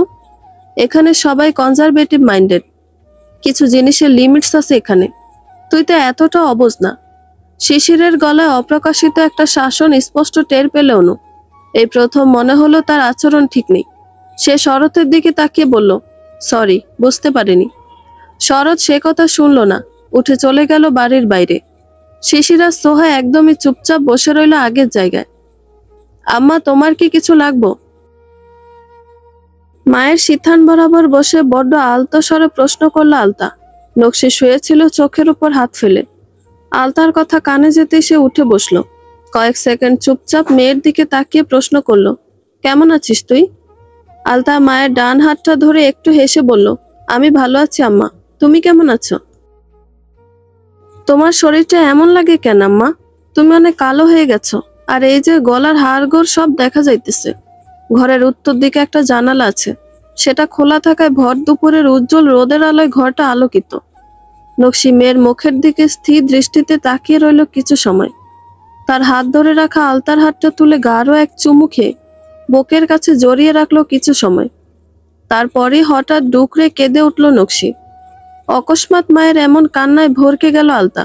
মাকে এবার এক হাতে জড়িয়ে ধরতে মায়ের গলা শোনা গেল, আমি খুব খারাপ মা, তাই না রে? আমি তোকে একলা করে দিলাম, এজন্যই তুই আমায় ছেড়ে গেলি। আমি স্বার্থপর হয়ে গেলাম আলতা। মা আমার, আমি তোকে এতিম করে দিলাম। আমার বুকটা খালি করে দিলাম আমি তোকে ঢাকায় যেতে দিয়ে। একের পর এক অস্পষ্ট উচ্চারণে নকশি কত কি বলে চলেছে। কান্নার আর্তনাদে ঘর জুড়ে এক শোক সভা তৈরি হয়ে গেল। আলতাও মায়ের আহাজারিতে কান্নাকাটি শুরু করলো। আর এই সবটাই দরজার বাইরে থেকে শুনল জহির, বারান্দা থেকে শুনল শিশির, সোহা, অনু আর শরৎ। রান্নাঘর থেকে শুনল জয়তুন আর শিফাও। প্রত্যেকটা মানুষের হৃদয় তাদের সে কান্নার সাক্ষী হয়ে অনেকটা সময় বিষাদে জর্জরিত রইল। দুপুর ঘন হয়েছে, খাওয়ার সময় হয়েছে অনেক আগেই। মা মেয়ের এই বেদনার সমাবেশের সমাপ্তি টানতেই জয়তুন এলেন নকশির ঘরে। তার অতি পুরনো রাগে স্বরে ধমকে উঠলেন নকশিকে, আক্কেল জ্ঞান কিছু হয় নাই তোর এখনো? এই যে কান্দাকাটি করতাছস, পেটেরটা যে ক্ষতি হইব সে খেয়াল আছে? আর এই যে তোর বড় মাইয়াটাও তো দুদিন পরে শহরে যাইব গা, ওর কি মন টিকবো পড়ালেহায়? নকশিকে কথাগুলো বলেই আবার আলতাকে ধমকে উঠলেন, আর তুই কি বড় হইতাছস না আলতা? তোর আম্মার এই শরীরে তুই একটু বুঝাবি না তারে? তুই এতিম হবি কেন? তোর আব্বা আম্মা মামা মামি জহির কাকা শরৎ ভাই শিশির ভাই আবার নতুন আর একটা ভাই বোন হইব। তুই একলা কেমনে আলতা? তোর আম্মারে বোঝাতো। হ্যাঁ কি মইরা যাইব যে তোরে এতিম কইয়া মরা কান্দন কান্তাছে? জয়তুনের কথার ধাঁচ বরাবরই রুক্ষ, অথচ তার মনটা ভীষণ কোমল। সে নকশিয়ার আলতাকে বউকে ধমকে কান্না থামালো, যেন নরম সুরে কথা বলা তার স্বভাবে কিছুতেই যায় না। মামের কান্নার পর্ব শেষ হতে শিফা তাড়া দিলেন সবাইকে মুখ হাত ধুয়ে খেতে বসতে। এ বাড়িতে ডাইনিং টেবিল আছে, তবুও সবাই একসাথে নিচে বসে খেতে চাইল। নকশি বলেছিল সোহার অনুকে টেবিলে দিতে, অনু মুখের ওপর বলে দিল তাকে মেহমানের মতো ট্রিট করলে এখানেই থাকবেন। আর সোহা অবশ্য অনুর মতো না বলল, নিচু স্বরে বলেছিল আমাদের সাথে এমন পর পর আচরণ করলে খুব কষ্ট পাবো। খুশি হয়েছে সবাই তাদের কথা শুনে। মেঝেতে মাদুর পেতে একে একে প্রত্যেকে পাশাপাশি বসে খাওয়ার পর্ব সেরে নিল। তারপর কিছুটা সময় মহিলারা এ বাড়িতে রেস্ট নিয়ে তবে বাড়ি ফিরল। শিশির, আহসান আর শরৎ আগেই বাড়ি গিয়েছে, তবে পরে শিফা জয়তুন যাওয়ার সময় জহির বলে দিল আলতা এবারই থাকুক 2 দিন। আলতা মুখে কিছু না বললেও মনে মনে অস্বস্তি বোধ করছিল। মনটা চাইছিল মায়ের পাশে, মায়ের কাছেই থাকতে। কিন্তু যতবার মনে পড়ে এ বাড়িটা তার বাবার নয়, তার আহসান মামারও নয়, তখনই অন্তর জ্বলে ওঠে। মায়ের মুখের দিকে তাকিয়ে সেই জ্বালা পোড়া কষ্ট নিয়ে মনস্থির করে এখানে আজ রাতটা থাকবে বলে। রোদ শেষের বিকেলটুকু রক্তিম হয়ে কুয়াশার আড়ালে ধীরে ধীরে মিলিয়ে যেতে নকশি একটা শাল নিয়ে আলতাকে ডাকলো। সবাই চলে যাওয়ার পরপরই নকশি তাকে খুব জোর করেই নিজের পাশে শুইয়ে দিয়ে মাথায় হাত বুলিয়েছে। আলতাও নিঃশব্দে মায়ের কোমর জড়িয়ে শুয়ে থেকে ঘুমিয়ে পড়েছিল। এখন সন্ধ্যে নামার মুখে বাইরের শীতের তীব্রতা আন্দাজ করে নকশি তাকে শাল দিয়ে ঢেকে আলতো স্পর্শে ডাকতে লাগলো। কিয়ৎক্ষণ পূর্বেই তো শিফা ফোন করে বলল আলতাকে পাঠিয়ে দে জলদি, সন্ধ্যার পর সবাই মিলে মেলায় যাব। তোর এখন বাইরে বাইর হওয়া ঠিক না, তা না হইলে তোকেও যাইতে বলতাম।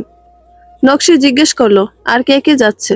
তখন নকশি হাসতে হাসতে বলল, শরৎটা দিল ঝামেলা বাঁধিয়ে। হুট করে বলছে আম্মার কাকিকেও নিয়ে যাব। বুঝছিস তো ঘটনা? ওই যে মেয়েগুলার সাথে যাইতে বলছি, সে যাইব না, এই জন্য এমন বুদ্ধি বের করছে। নকশি আবারও হাসলো। সত্যি শরৎটা একদম ভিন্ন। আজকালকার ছেলেরা যেখানে মেয়ে দেখলেই গা ঘেঁষে থাকতে চায়, সুযোগ খোঁজে কথা বলার, সেখানে এই ছেলেটা মেয়েদের ব্যাপারে সতর্ক থাকে। অলি মেয়েটা সত্যিই তাকে পায়ে ঠেলে ভুল করেছে। নকশির একথার পিঠে শিফা শুধু দীর্ঘশ্বাস ফেলেছিল। ঘুম ঘুম চোখে আলতা জামা কাপড় বদলেছে।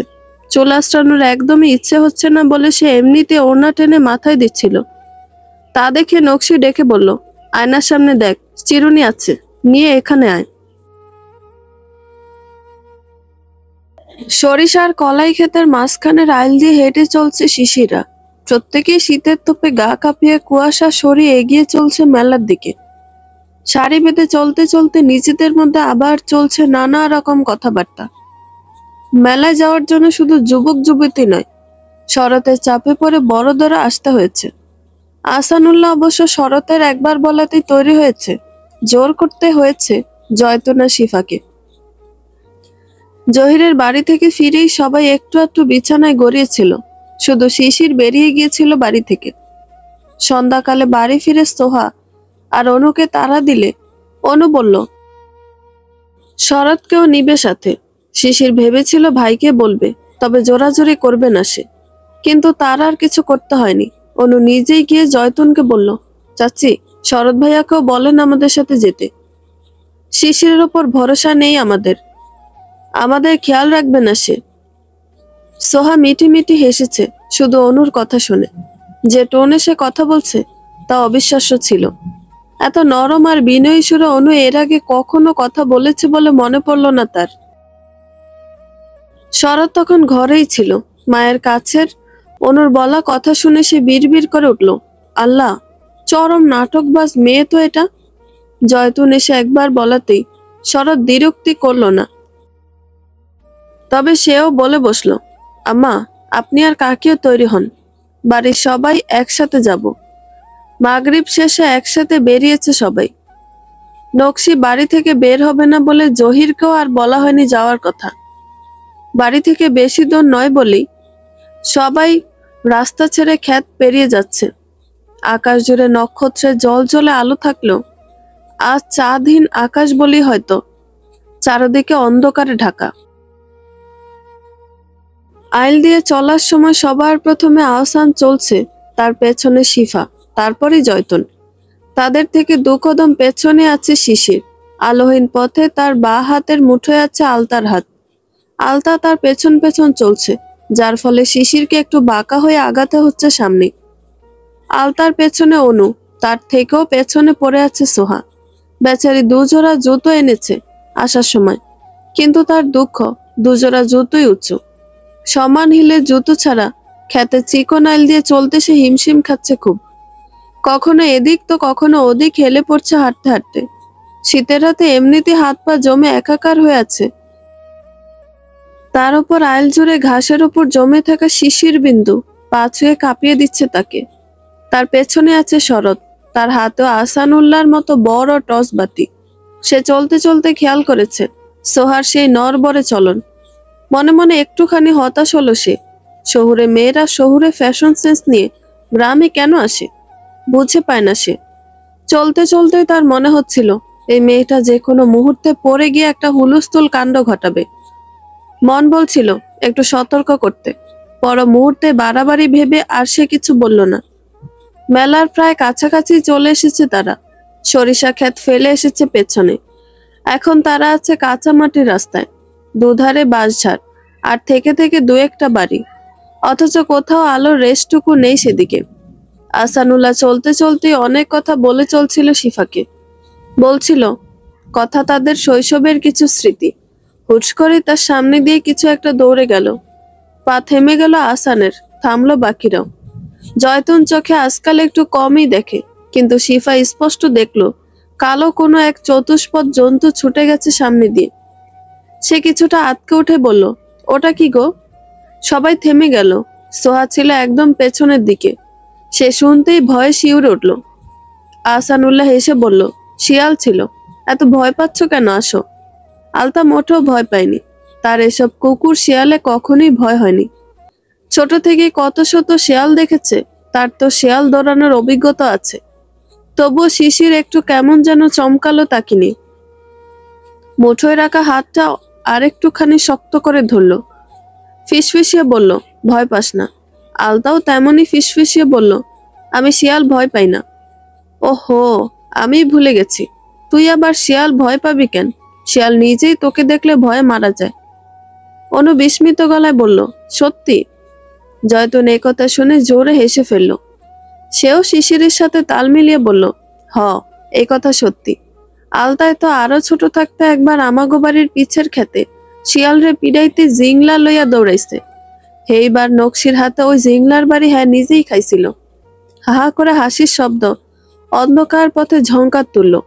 প্রত্যেকে হাসছে খুব, আর আলতা লজ্জায় লাল হয়ে উঠছিল। ইস, কেমন কথা বলছে তারা, এখন সে বড় হয়েছে না? এভাবে তার মার খাওয়ার গল্প বললে সে লজ্জা পায় না বুঝি? হাসি গল্পে পথ ফুরে এলো। এখন একটু সামনেই চোখে পড়ছে ছোট ছোট খণ্ড আলো, আর মাইকের উচ্চ সাউন্ডে বলা বিভিন্ন অ্যানাউন্সমেন্ট। আর মাত্র 2 মিনিটের পথ। আর ঠিক সেই মুহূর্তেই ঝোপ থেকে কিছু একটা বেরিয়ে দৌড়ে গেল সোহার সামনে দিয়ে। সে ভয়ে চিৎকার করে পাশে থাকা শরতের কালো রঙের জ্যাকেট সহ শার্ট খামচে ধরল। তার চিৎকারে সকলের পা থেমে গেল। আহসান পিছু ফিরে তার টর্চের আলো ফেলতেই অস্বস্তি বোধ করে আবার আলো অন্যদিকে ফেলল। ততক্ষণে প্রত্যেকেই ঘুরে তাকিয়েছে পেছনে।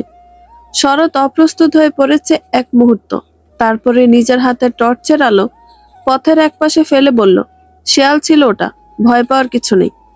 সোহা তার হাত এখনো সরায়নি। সে আগের মতোই শরতের পেটের দিকে জ্যাকেট সহ শার্ট খামচে ধরে আছে। শরৎ টের পাচ্ছে মেয়েটা কাঁপছে খুব।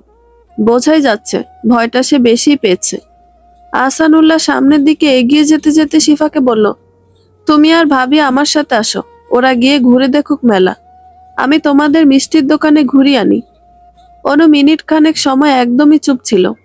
সে ভীতু নয়, তবু এমন আধার ঘেরা পথে কোনো জন্তুর উপস্থিতি তাকেও শিউরে দিয়েছে। তবে সে সামলে নিতে সক্ষম, কিন্তু সোহা তা পারবে না সে জানে। মেয়েটার ভয় কাটাতে সে মজা করে উঠল, শরৎচন্দ্রের শার্ট কি তোর নিজস্ব সম্পত্তি পাইছিস? যেভাবে ধরছিস, বেচারা জ্যাকেটটা উপরে না থাকলে নিশ্চয়ই এটা ছিঁড়ে যেত এখন। সোহা লম্বা লম্বা শ্বাস নিল, ছেড়ে দিল শরতের জ্যাকেটটা। তবে এবার ভয়ের সাথে লজ্জায় পড়ে গেল ভীষণ।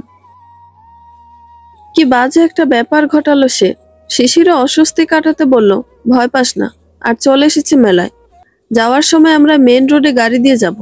সোহা নিজেকে ধাতস্থ করতে একটু সময় নিল। তারপর ক্ষীণ স্বরে শরৎকে উদ্দেশ্য করে বলল, সরি ভাইয়া, আমি আসলে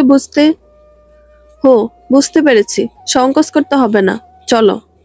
রাত যত বাড়ে মেলায় ভিড়ও তত বাড়তে থাকে। এজন্য আহসানুল্লাহ মাগরিবের পর তাড়া দিয়েছিল বের হতে। কিন্তু মহিলাদের নিয়ে কি আর কোথাও সময় মেপে যাওয়া সম্ভব? যেখানে এশারের পর বাড়ি ফেরার কথা ছিল, সেখানে এশারের আজান পড়ল মেলায় পৌঁছতেই। জয়তুন মেলায় পা দিয়ে বলল, চল ফিরা যাই।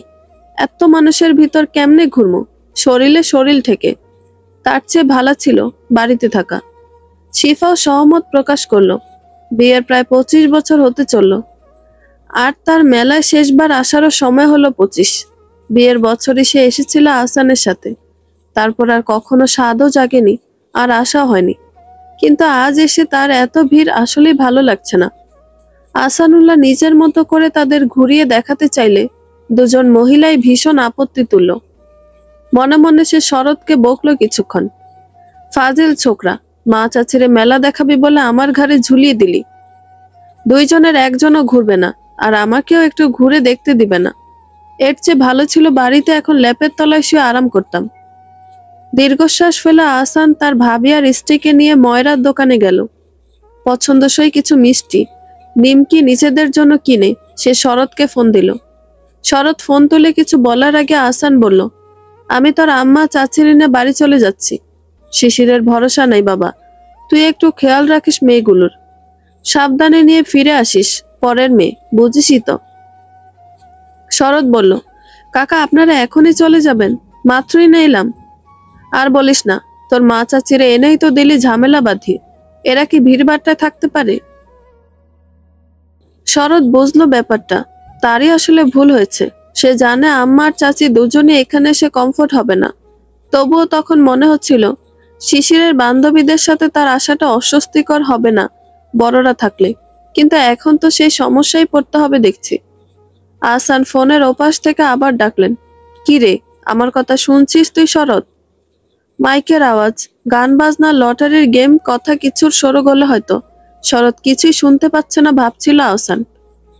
তখনই শরৎ জবাব দিল, জি কাকা, শুনেছি।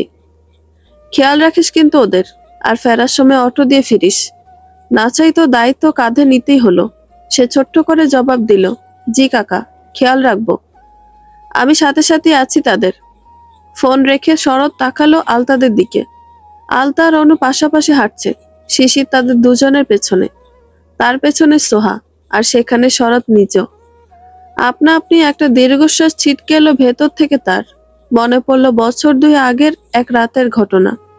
এখানটাতে মেলা বসেছিল সেবারও। সে মেলায় আসা খুব একটা পছন্দ করে না, অথচ অলি নাকি বের হওয়ার সুযোগ পায় না। তার জোরাজোরিতে এক রাতে আসতে হয়েছিল এখানটায়। প্রেমিকা নিয়ে রাত বিরাতে ঘুরতে বের হওয়া, মেলায় যাওয়া, এসব তার পছন্দের বিপরীত। তবুও সেদিন প্রেমিকার শখ পূরণ করতে আধার মাখা রাস্তায় হাঁটতে হয়েছিল। অলি বোরকা নিকাবে নিজেকে ঢেকে শরতের বাহু চেপে হেঁটেছিল সেই পথে। শীতের তীব্রতায় প্রেমিকার স্পর্শের উষ্ণতা তাকে পাগল করেনি, বরং করেছিল লজ্জিত। মেয়েটাকে সে ভালোবাসলো, বিবাহ বহির্ভূত স্পর্শ তার মনকে কখনোই নাড়া দিত না বলেই সেদিন প্রেমিকা সে কি অভিযোগ। আজও মনে পড়ে যায় পুরনো সব স্মৃতি, যা ছিল আকাঙ্ক্ষিত, যা হয়ে গেছে আজ অযাচিত। আসুন না শরৎ ভাইয়া, সবাই নাগরদোলায় চড়ব।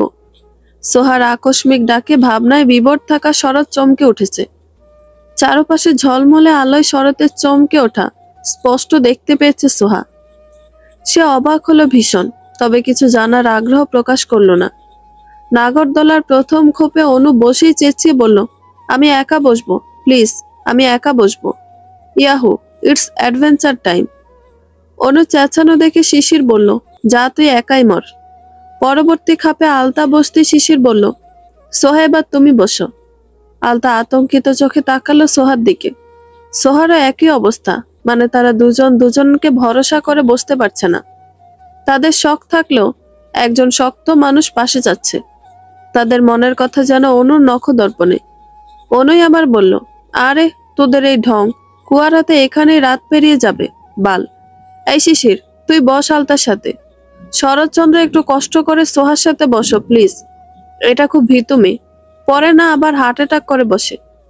অনুর কথা শুনে অন্যরা কিছু ভাবার আগে সোহা বিড়বিড় করে উঠল, না না না, আমি শিশিরের সাথে বসবো।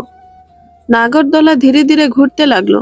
প্রথমে অনু উপরের দিকে চেঁচিয়ে উঠল, ইয়াহু, সেলফি তুলবো। অনুর স্বাভাবিকতা দেখে আলতার ভয় কেটে গেল। এমনি তো সে ভয় পায়, বলতে শুধু নিচের দিকে নামার সময়টাতেই পায়। অনুর পরের ধাপে আলতা, শিশির, তারপরেরটাতে বসেছিল সোহার শরৎ। একদমই অনিচ্ছায় অনু টিপ্পণীমূলক 2-4 কথার পর না বসে পারেনি সে। মনে মনে অবশ্য এ নিয়ে অনুকে সে এক দফা বকাবকি করেছে, কিন্তু সেগুলো সরাসরি বলার মতো কোনো প্রবৃত্তি তার নেই বলেই তার নিজের খুব আফসোস হয়েছে আজ ঠোঁট কাটা স্বভাবের হতে পারে না বলে। চরকি ঘোরা শুরু হতেই বাঁধলো ঝামেলাটা। সোহা কয়েক সেকেন্ড তাকিয়ে থেকে চোখ বন্ধ করে নিয়েছে। চরকি যত উপরে উঠছে ততই চোখ মুখ শক্ত হচ্ছে সোহার। আর নামার সময় নিজের অজান্তে সে শরতের হাঁটুর উপর রাখা হাতটা শক্ত করে ধরে বিড়বিড় করতে লাগলো। অন্যান্য মেয়েদের মতো সে চিৎকার করেনি ঠিকই, কিন্তু তার সকল ভয় যেন হাতের মুষ্টিতে প্রকাশ পাচ্ছিল। অবাক হয়ে তাকালো শরৎ তার দিকে। মেয়েটি চোখ বুজে কপাল কুঁচকে তার হাতটাকে এত শক্ত করে চেপে ধরেছে যেন অসুরের শক্তি ভর করেছে তার মুষ্টিতে। অনুর আওয়াজ কানে এলো তাদের, চাচা থামাবেন না, আরো কিছুক্ষণ ঘুরান, ডবল টাকা দেব। হইচই শুধু অনুরই শোনা যাচ্ছে। মেয়েটা কিছুতেই যেন ভয় পায় না, সবকিছুতে একটা উপভোগ্য ব্যাপার খুঁজে বেড়ায় সে। মেলার প্রায় অনেক মানুষ জড়ো হয়ে আছে নাগরদোলার সামনে, শুধুমাত্র অনু চেঁচিয়ে বলা কথাগুলো বুঝতে পেরেই। তারা বোধহয় প্রথম এমন কোনো মেয়ে দেখলো। এদিকে আলতা মিনিট কয়েক পরে অস্বস্তি বোধ করতে লাগলো। তার প্রথমে ভালো লাগলো, এবার নিঃশ্বাস নিতে কষ্ট হচ্ছে। সে কিছু বলতেও পারছিল না, কিন্তু শিশির বুঝতে পারলো আলতার হাত নিঃসাড় হয়ে আছে। সে আলতার হাত চেপে বলল, চোখ বন্ধ রাখ, নিজেকে রিল্যাক্স রাখ, আমরা এখনই নেমে যাব। কথাটা বলে শিশির আলতার হাতে শক্ত করে ধরল। এতেই বুঝি নিঃশ্বাসে দৃঢ়তা ফিরল আলতার।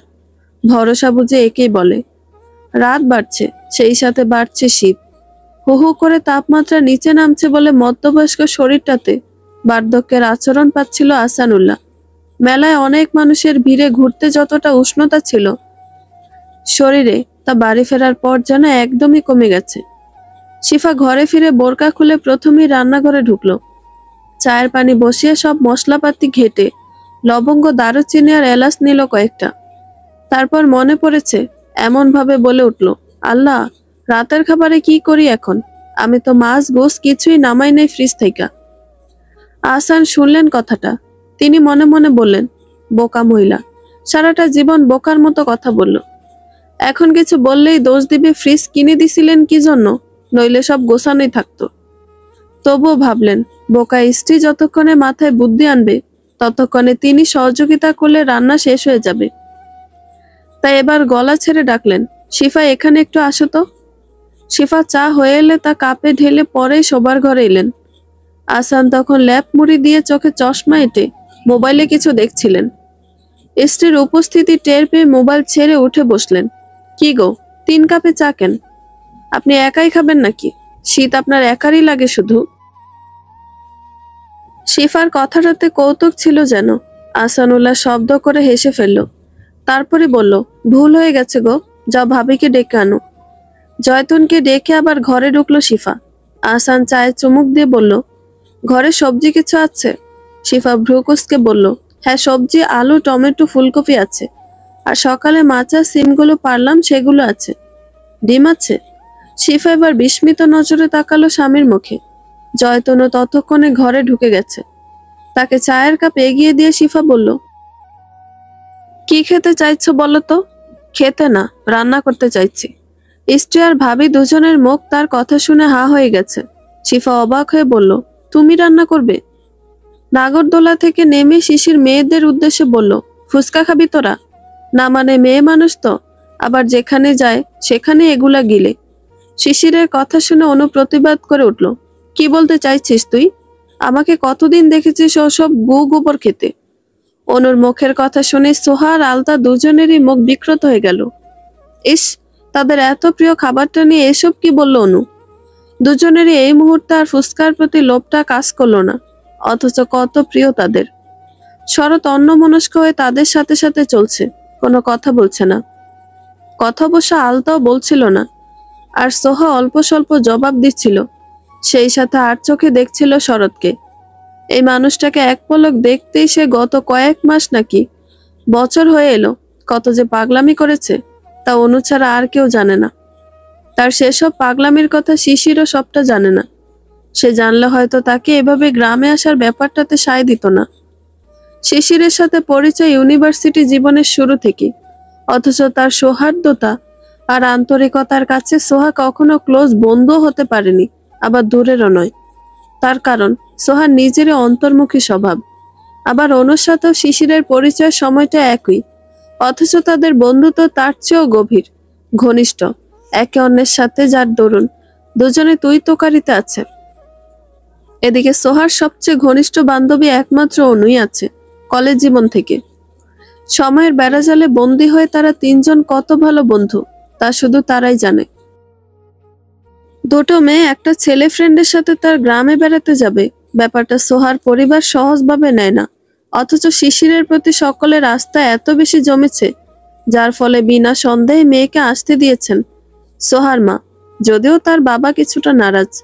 এই যে সোহা খুব করে বলে এই গ্রামে এসেছে 4টা দিন থাকতে, তার পেছনে শুধু বন্ধুর বাড়ি দেখতে আসা নয়, বরং শরৎকে খুব কাছ থেকে দেখার এবং তার সামনে নিজের অনুভূতি প্রকাশ করাটাই মূল উদ্দেশ্য ছিল। এখানে আসার পর ভাগ্যও খুব সদয় হয়ে সুযোগ দিচ্ছে, সেই সাথে অনুরও হাত আছে। শরৎকে দেখতে দেখতে কত কি ভেবে ভাবনায় বিভোর হয়ে সোয়া খেয়ালই করেনি কখন যে পিছিয়ে গেছে সবার থেকে। ভিড়ের মাঝে যখন তার খেয়াল হলো, তখন আশেপাশে পরিচিত মুখগুলোকে দেখতে পেল না। আতঙ্কিত মুখে সে এদিক ওদিক তাকালো। চারপাশে পুরুষের ভিড়ে, মাঝে মধ্যে কয়েকজন বোরকা পরা কিংবা শাল চাদর আর ওড়নায় গা ঢাকা কয়েকজন নারী বা মেয়ে, কিন্তু তাতে আলতা আর অনুর মুখটা খুঁজে পেল না সে। গলায় ঝোলানো ছোট্ট তার ব্যাগটাতে ফোন আর টাকা পয়সা আছে। দ্রুত সে ফোন বের করে শিশিরকে কল দিল, কিন্তু ব্যস্ত দেখাচ্ছে। এবার অনুকে দিল, সে কল রিসিভ করলো, কিন্তু ওপাশ থেকে যাই বলে কিচ্ছু বোঝা গেল না। দিশেহারা হয়ে সে এদিক ওদিক তাকাতেই মুখোমুখি এসে দাঁড়ালো শরৎ। এক মুহূর্তের জন্য নিজেকে খুব অসহায় মনে হচ্ছিল তার। এই লোক সমাগমে আর এখন শরৎকে দেখে যেন নিঃশ্বাস ফিরে এলো। শরৎ খেয়াল করলো মেয়েটির চোখ মুখের অবস্থা একদমই ভালো নয়। চোখ লাল হয়ে জলে টইটম্বর, নাকের পাটা ফুলে উঠছে, ঠোঁট দুটো চেপে রেখেছে, যেন কান্না আটকানোর প্রাণপণ চেষ্টা করছে। মাত্র মিনিট পাঁচেক আগে তারা বিভিন্ন ভাজাভুজি খাবারের দিকে গিয়ে দাঁড়িয়েছিল। তখনই অনু বলল, সোহা কোথায়? শরৎ আর শিশির দুজনেই খেয়াল করলো পাশে নেই মেয়েটা, অথচ বেশি ভিড় যেখানটায় ছিল সেখানে মেয়েটা তাদের পাশ ঘেঁষে হাঁটছিল। এত দ্রুত হারিয়ে ফেললো কি করে? শরৎ নিজেই তখন বলল, তুই ওদের নিয়ে এদিকটায় থাক, আমি দেখছি। শরৎ যে পথে এসেছিল সে পথে ফিরে এসে পেয়ে গেল সোহাকে। শক্ত মুখে কিছু বলতে গিয়েও তার মুখ দেখে আর বলা হলো না। হয়তো বললে আটকে রাখা কান্নাটা ছিটকে বেরোবে। সে যতটা সম্ভব শীতল গলায় বলল, দাঁড়িয়েছিলে কেন? সরি, আমি খেয়াল করতে পারিনি। চলো। এত অল্প শব্দে কথা বলে শরৎ, যা শুনে বুঝতেই যেন পারে না সোহা। মন বলে লোকটা আরো দু চার কথা বলুক, ভেতরে চেপে রাখা কান্নাটা সে এখন বের করে দেবে। কিন্তু না, এই লোক তা করবে না। এবার আর বেখেয়ালি হওয়া গেল না। পায়ে পা মিলিয়ে শরতের সাথে এগিয়ে গেল যেখানটায় শিশিরা ছিল। রাত তখন 9:30 বেজে গেছে। আলতা মোবাইল ফোনটি সাথে আনেনি, তাই শরতের ফোনে নকশি কল দিল। সে রিসিভ করে বলে দিল, ফুফাম্মা, এখনো আমরা মেলায় আছি, বাড়ি ফিরতে আরো একটু সময় লাগবে। আলতা আজ আমাদের বাড়ি থাকবে না হয়, শিশিরের বন্ধুদের সাথে। নকশি মুখে বলল, আচ্ছা, কিন্তু মন বলল মাত্র তার 3টে রাত, তারপরই চলে যাবে। মন খারাপ নিয়ে শুয়ে পড়ল নকশি। আলতা উৎসুক হয়ে শরতের সাথে মায়ের কথোপকথন শুনছিল। ওদিকে সোহা আর অনু চুরির দোকানে ঢুকলো। মেলা মানে হাজার রকম মিষ্টি, মন্ডা, হরেক রকম খেলনাপাতি আর রং বেরঙের সাজের জিনিস। অনুর খুব একটা আগ্রহ হলো না চুরি কেনার, তবে সোহাকে সে বেছে বেছে অনেকগুলো কিনে দিল। শিশির তাদেরই আশপাশে থাকছে, নজর রাখছে। শরৎকে ফোন পকেটে ঢুকিয়ে রাখতে দেখে আলতা প্রশ্ন করলো, আম্মা কি বললো শরৎ ভাই? বাড়ি ফেরার কথা জানতে চাইলো। বলে দিয়েছি আজ আর ও বাড়ি যাবি না। আলতার মুখটা চুপসে গেল শরতের কথা শুনে। সে ভাবছিল ফেরার পথে বলবে একটু এগিয়ে দিতে, সে আজ মায়ের কাছে ঘুমাবে, কিন্তু এখন এটা বলা ভালো লাগবে না। শরৎ তাড়া দিল আলতাকে, তুই দাঁড়িয়ে আছিস কেন? কি কিনবি কিনে নে, ফিরতে হবে তো, রাত অনেক হলো। সোহা ঘাড় বাঁকিয়ে তাকালো শরতের দিকে, মনে মনে বলল, আমাকেও কিছু কিনে দাও না শরৎ বাবু। সেই যে কবে থেকে ভিক্ষুকের মতো তোমার পানে হা করে আছে, একটু দাও না কিছু দয়া করে। পাগল মন বহু কথামালা বিছিয়ে দেয় শরতের পথে, শুধু মুখটা তা উচ্চারণ করতে জানে না। শিশির আর শরৎ দুজনেই সবাইকে কিছু না কিছু খাওয়ার কথা বলল, কিন্তু মেয়েরা হাওয়াই মিঠাই আর জিলাপি ছাড়া কিছুই খেলো না। সোহা বেছে বেছে মেলা থেকে সস্তার অনেক সাজগোজের জিনিস কিনলো। তা দেখে হাহা হিহি করে কত কি বলে খেপাতে লাগলো অনু। শরতের নাম নিয়েই ছিল প্রত্যেকটা কথার খোঁচা। সোহা শুধু লজ্জায় লাল হয়ে উঠেছে, আর তাদের ফিসফাস আর উচ্চরবে হাসিতে গা জ্বলছিল আলতার। সে অস্পষ্ট হাসি মজার কথাগুলোর মূল কেন্দ্রবিন্দু শিশিরকে ভেবে অগ্নিরাঙা হয়ে উঠেছে পুরোটা সময়। শিশির অবশ্য খুব একটা পাত্তা কাউকেই দিচ্ছিল না বলে ভাব করলো, শুধু শরৎই মেলা জুড়ে রয়ে গেল নির্লিপ্ত। তার মনের আনাচে কানাচে পুরনো ঘা একটু একটু করে আবারও কাঁচা হয়ে উঠছিল। স্মৃতি মানুষকে জীবন্ত মরণ দিতে সদা প্রস্তুত, আজ তা হারে হারে টের পেল শরৎ। কলেজের কোনো এক বন্ধু তাকে মজার ছলে বলেছিল, প্রেমের স্বাদ বড়ই বিদঘুটে বন্ধু। প্রেম ফুরাবে অথবা হারাবে, কিন্তু তার স্মৃতি ক্ষণে ক্ষণে তোমাকে মরণ স্বাদ দিতেই থাকবে। শরৎ সেদিন অর্থহীন হাসিতে জানতে চেয়েছিল, তবে মুক্তি কিসে? নতুন স্বাদ পেলে পুরনো স্বাদ ফিকে হতে হতে হারিয়ে যাবে। শরতের মুখে তখন শরৎ শেষের শুষ্ক হাসি ভেসে উঠেছিল। মনে মনে বলছিল, এক মরণ থেকে নিজেকে উদ্ধার করতে দ্বিতীয় মরণে ঝাঁপ দিতে বলছিস? ভাই, আরো দেরি করব? শিশির প্রশ্ন করলো শরৎকে। ওদের ঘোরাঘুরি কেনাকাটা হলো? এই, তোরা আরো কিছুক্ষণ থাকবি? শিশির মেয়েদের উদ্দেশ্যে বলল। আলতা মাথা নেড়ে না বলল। অনু বলল, এবার ফিরতে চাই। সোহা বলল, হাত পা জমে গেছে আমার, এবার ল্যাপ চাই। তোকে এখানে এনে দিবে ল্যাপ? অনু মুখ বাঁকিয়ে বলল, তারা কিনবে না করে অনেক কিছু কিনল। শরৎ বলল, বড় অটো নিলে পেছনে 4, সামনে 1, 5 জন হয়ে যাবে। শরৎই অটো ডেকে নিল। শরৎ নিজেই সামনে বসে শিশিরকে বলল, পেছনে বস তুই। শিশিরও সময় ব্যয় না করে আলতার পাশে বসলো। অটোর পেছনের সিটে কোথাও বাতি নেই, রাস্তাঘাটও আঁধারে ঢাকা, সেই সাথে কুয়াশার ঘোলাটে ভাব। মোটা উলে শীত পোশাক ভেদ করে শীত যেন তার ধারালো কামড় বসাচ্ছে সকলের গায়ে। শিশির অনুভব করলো আলতার গা কাঁপুনি। এই অন্ধকারে কেউ কি দেখে ফেলবে তার ঘনিষ্ঠতা? মন জানান দিল, ভয় নেই, কেউ দেখবে না। সাথে সাথে শিশির হাত বাড়িয়ে বাহুর মাঝে জড়িয়ে নিল আলতাকে। শিরশিরে শীতের কাঁপন এবার বহুগুণ বেড়ে দাঁতে দাঁত লাগিয়ে দেওয়ার জো হলো যেন আলতার। এই বাহুবন্ধনী তাকে শীত থেকে রক্ষা করার বদলে লজ্জা আড়ষ্ট করে তুলল ঘন অন্ধকার অটোতেও। কানের পাশ ছুঁয়ে বেরিয়ে যাওয়া হাওয়ারও এবার পণ করলো ছুঁয়ে ছুঁয়ে যাওয়ার। ধোয়া ওঠা সবজি খিচুড়ি, সাথে ডিম ভুনা। বাড়িতে ফিরে সবাই দেখলো বাইরের রান্নাঘরে বসে আছে বাড়ির 3 জন মুরব্বী। আর সবচেয়ে বিস্ময়ের কথা, আহসান ডিম ভুনা কড়াইতে নাড়াচাড়া করছেন। আলতা উঠোনে দাঁড়িয়ে চেঁচিয়ে বলল, মামা রান্না করতেছে? আজ আঙ্কেল রান্না করেছেন, মেনু নিশ্চয়ই দারুণ কিছু হতে চলেছে। সোদ সাহেব বলে উঠল অনু। বাকিদেরও মুখ উজ্জ্বল, আর তাতেই টিপ্পনি কাটলো শিফা। হু, আল্লাহই জানেন কি খাওয়াবেন। একটু লবণ চাকতে দিল না, মশলাপাতিও ঠিকঠাক দিল কিনা কে জানে। এ জীবনে তো আগে কখনো 1 হাঁড়ি পানিও গরম করতে দেখিনি। জয়তন ধমকালেন, আহ শিফা, তুই এমনে কসকে? আহসান ভালোই রাঁধছে দেখিস। হয়তো কলেজে পড়তো, সময় মেসে থাকতো নাকি বন্ধুগুলোকে মিল্লা কি কি রাইন্দা পিকনিক করছে। শিফা রান্নাঘরে জিনিসপত্র গুছিয়ে সবাইকে তাড়া দিলেন, যাও সবাই, মুখ হাত ধুয়ে নাও, খাবার বাড়তেছি। শিশিরদের ঘরে সবাই একসাথে বসে খাওয়া শেষ করলে শরৎ বেরিয়ে গেল। জয়তন অবশ্য আরো কিছু সময় বসে কথা বললেন আহসানের সাথে। কোনো এক ঘটক নাকি ভীষণ সুন্দর এক মেয়ের খোঁজ এনেছেন।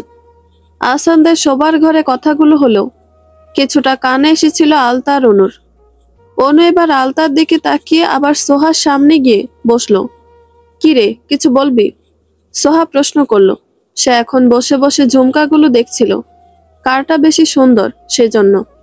মেলায় যখন শরৎ আলতাকে বলল, কিছু কিনবি না, দেখ কি নিবি তোর জন্য, নে, শিউলির জন্য দেখিস, তখনই অনু বলেছিল, বাহ, শরৎচন্দ্র শুধু বোনদেরই দিবে, সাথে 2 জন মেহমানও তো আছে। অনুর ঠোঁট কাটা স্বভাবের, যা মুখে আসে বলে দেয়, কিন্তু এতে তার আশপাশের লোকগুলো ভীষণ বিব্রতকর পরিস্থিতিতে পড়ে তা কি সে বোঝে না, নাকি ইচ্ছে করেই করে তা জানে না শিশির। তবে তার এ বিষয়ে আজ বিব্রত বোধ হয়নি, বরং তার ভাইয়ের মুখটা দেখে খুব হাসি পেয়েছিল। তার মনে পড়ে অলিকে যেদিন সে ভাইয়ের হয়ে প্রপোজ করেছে, তার দিন কয়েক পর এক রাতে অলি ফোন করে শরতের প্রপোজের বর্ণনা দিয়ে বলেছিল ভাইয়ের মুখটা কেমন ছিল। অনুর কথার রেশ কেটে ওঠার আগে শরৎ বলেছিল, তোমরাও নাও।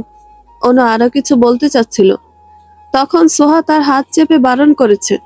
তারা ঝুমকার দোকানের সামনাসামনি থাকায় সোহা ঝুমকাই দেখালো আলতাকে। আলতা আগেও কত কি কিনেছে শরৎ ভাই, মামা আর শিশির ভাইয়ের টাকায়, তাই তার একটুও সংকোচ হচ্ছিল না, বরং উচ্ছ্বসিত হয়ে সে ঝুমকা পছন্দ করেছিল। সেই ঝুমকা থেকে 1 জোড়া শিউলি, 1 জোড়া আলতার, বাকি 2 জোড়া সোহা অনুর। অনু বিরক্তির সাথে সোহার হাত থেকে ঝুমকাগুলো সরিয়ে বলল, তুই আজেরা স্বপ্ন দেখি দিন পার কর। ওদিকে শরৎচন্দ্রের মা তার বিয়ে ঠিক করে ফেলছে। কি? কথাটা বলেই সোহা কান্না কান্না মুখ করেছে।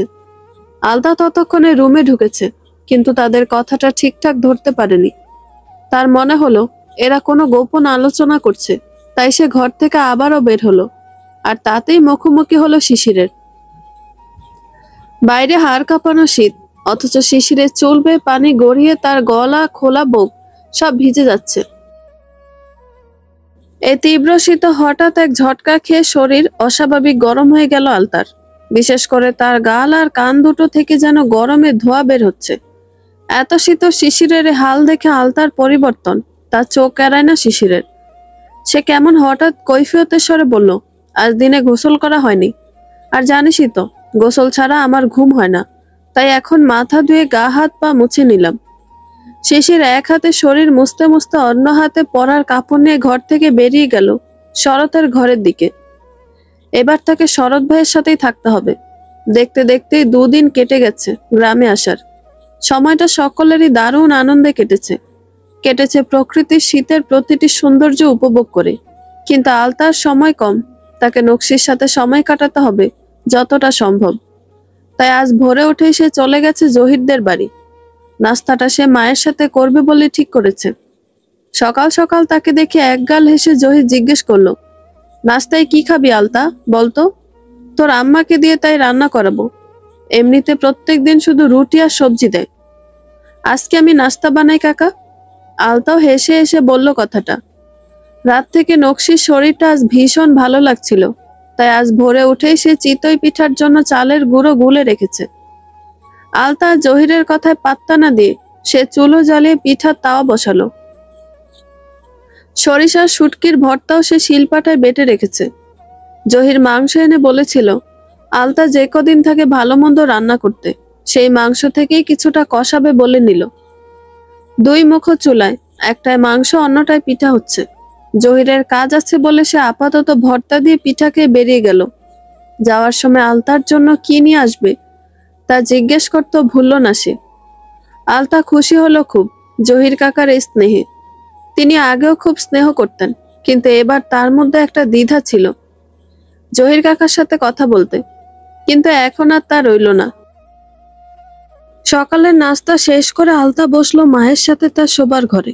নকশি ভালো করে অনেকটা সময় নিয়ে মেয়ের মুখ দেখলো। আজ হঠাৎই সে আলতার চেহারায় কৌশল পেরোনোর ছাপ দেখতে পেল। বুকটা আচমকায় চমকে উঠল তা দেখে। নিজের কিশোরী মেয়ের মুখে এমন দায়িত্ব আর নিঃসঙ্গতার ছাপ দেখে নকশির কলিজা মুচড়ে উঠছে। নিজের কৌশল আর যৌবনের যে বাস্তব নিঃসঙ্গতা আর একাকিত্ব সে ভোগ করে এসেছে, তার মেয়েও কি তাই ভোগ করছে? যে মেয়ের জন্য সে জীবনের রঙিন সময়টাতেই নিজের জীবন সাজালো না, অথচ এখন এসে তার এই নতুন জীবন কি মেয়ের জন্য অভিশাপ হয়ে গেল? নকশির মনোভাবনা বুঝতে একটু দেরি হয়নি আলতার। সে মাকে তার ভাবনা থেকে বের করে আনতেই কথা শুরু করলো, আম্মা, বাবুটা হইতে আর কতদিন বাকি? নকশি তৎক্ষণাৎ ভাবনা থেকে ছিটকে গেল। জবাব দিল, এখনো আরো 6 মাসের মতন দেরি। আচ্ছা আম্মা, ভাই হবে নাকি বোন তা কবে জানা যাবে? তুই কি চাস? ভাই বোন যাই হোক, আমি খুশি। যদি ভাই হয় তাহলে আমি তার জন্য ঢাকা থেকে অনেকগুলা গাড়ি, ব্যাট, বল নিয়ে আসবো। আর যদি বোন হয় তাহলে অনেক সুন্দর সুন্দর জামা আর সাজনি গুজনি নিয়ে আসবো। আম্মা জানো, ঢাকার মার্কেটগুলো অনেক বড়, আর অনেক সুন্দর সুন্দর পোশাক, মেকআপ, আর রাস্তার ধারেই ঝুপড়িতে কইরা কাচের চুড়ি পাওয়া যায়। কথা বলতে বলতে উচ্ছ্বসিত হয়ে পড়ছিল আলতা। নকশির রুদ্ধ হয়ে আসা নিঃশ্বাসটা এবার সতেজ হতে লাগলো। মেয়েটা তবে তার এই অনাগত সন্তানকে স্বাভাবিকভাবেই নিচ্ছে। সারা সকাল দুপুর আলতা তার মায়ের কাছেই রইল। দুপুরের পর শিফা এক বড় ঢাকনাওয়ালা বাটি ভরে নকশির জন্য মেলা থেকে আনা নিমকি আর মিষ্টি পাঠালো শিশিরকে দিয়ে। তখন শিশির বলল, সোহারা বিকেলে শাড়ি পরে ঘুরতে যাবে নদীর দিকে, তোকেও তৈরি থাকতে বলেছে। আলতা আর নকশি পাশাপাশি বসেছিল। শিশির কথাটা আলতাকে বলল, সে যেন নকশিকে শোনাচ্ছিল অনুমতি চাওয়ার মতো করে। নকশি শুনে হ্যাঁ না কিছুই বলেনি। তা দেখে শিশিরের একটু মন খারাপ করলো। সে বাড়ি থেকে চলে যাওয়ার পরপরই নকশি বলল, আমার একটা ভালো শাড়ি আছে, তোকে পরিয়ে দিব, কিন্তু ব্লাউজ তো ঠিকঠাক গায়ে আসবে না তোর। নকশির কথা শেষ হওয়ার আগে আলতার হাতে থাকা ফোনটা কেঁপে উঠল। সেদিকে তাকাতেই দেখলো শিশিরের মেসেজ, শাড়ি পরে চুলে বেনি করে আসবি। বন্ধুরা, গল্পটি ভালো লেগে থাকলে একটা লাইক করে দিবেন এবং গল্প সম্পর্কে কোনো মতামত জানানোর থাকলে কমেন্ট করতে পারেন। গল্পের বাকি অংশ শোনার জন্য চ্যানেলটি সাবস্ক্রাইব করে পাশেই থাকবেন। ধন্যবাদ সবাইকে, ভালো থাকবেন।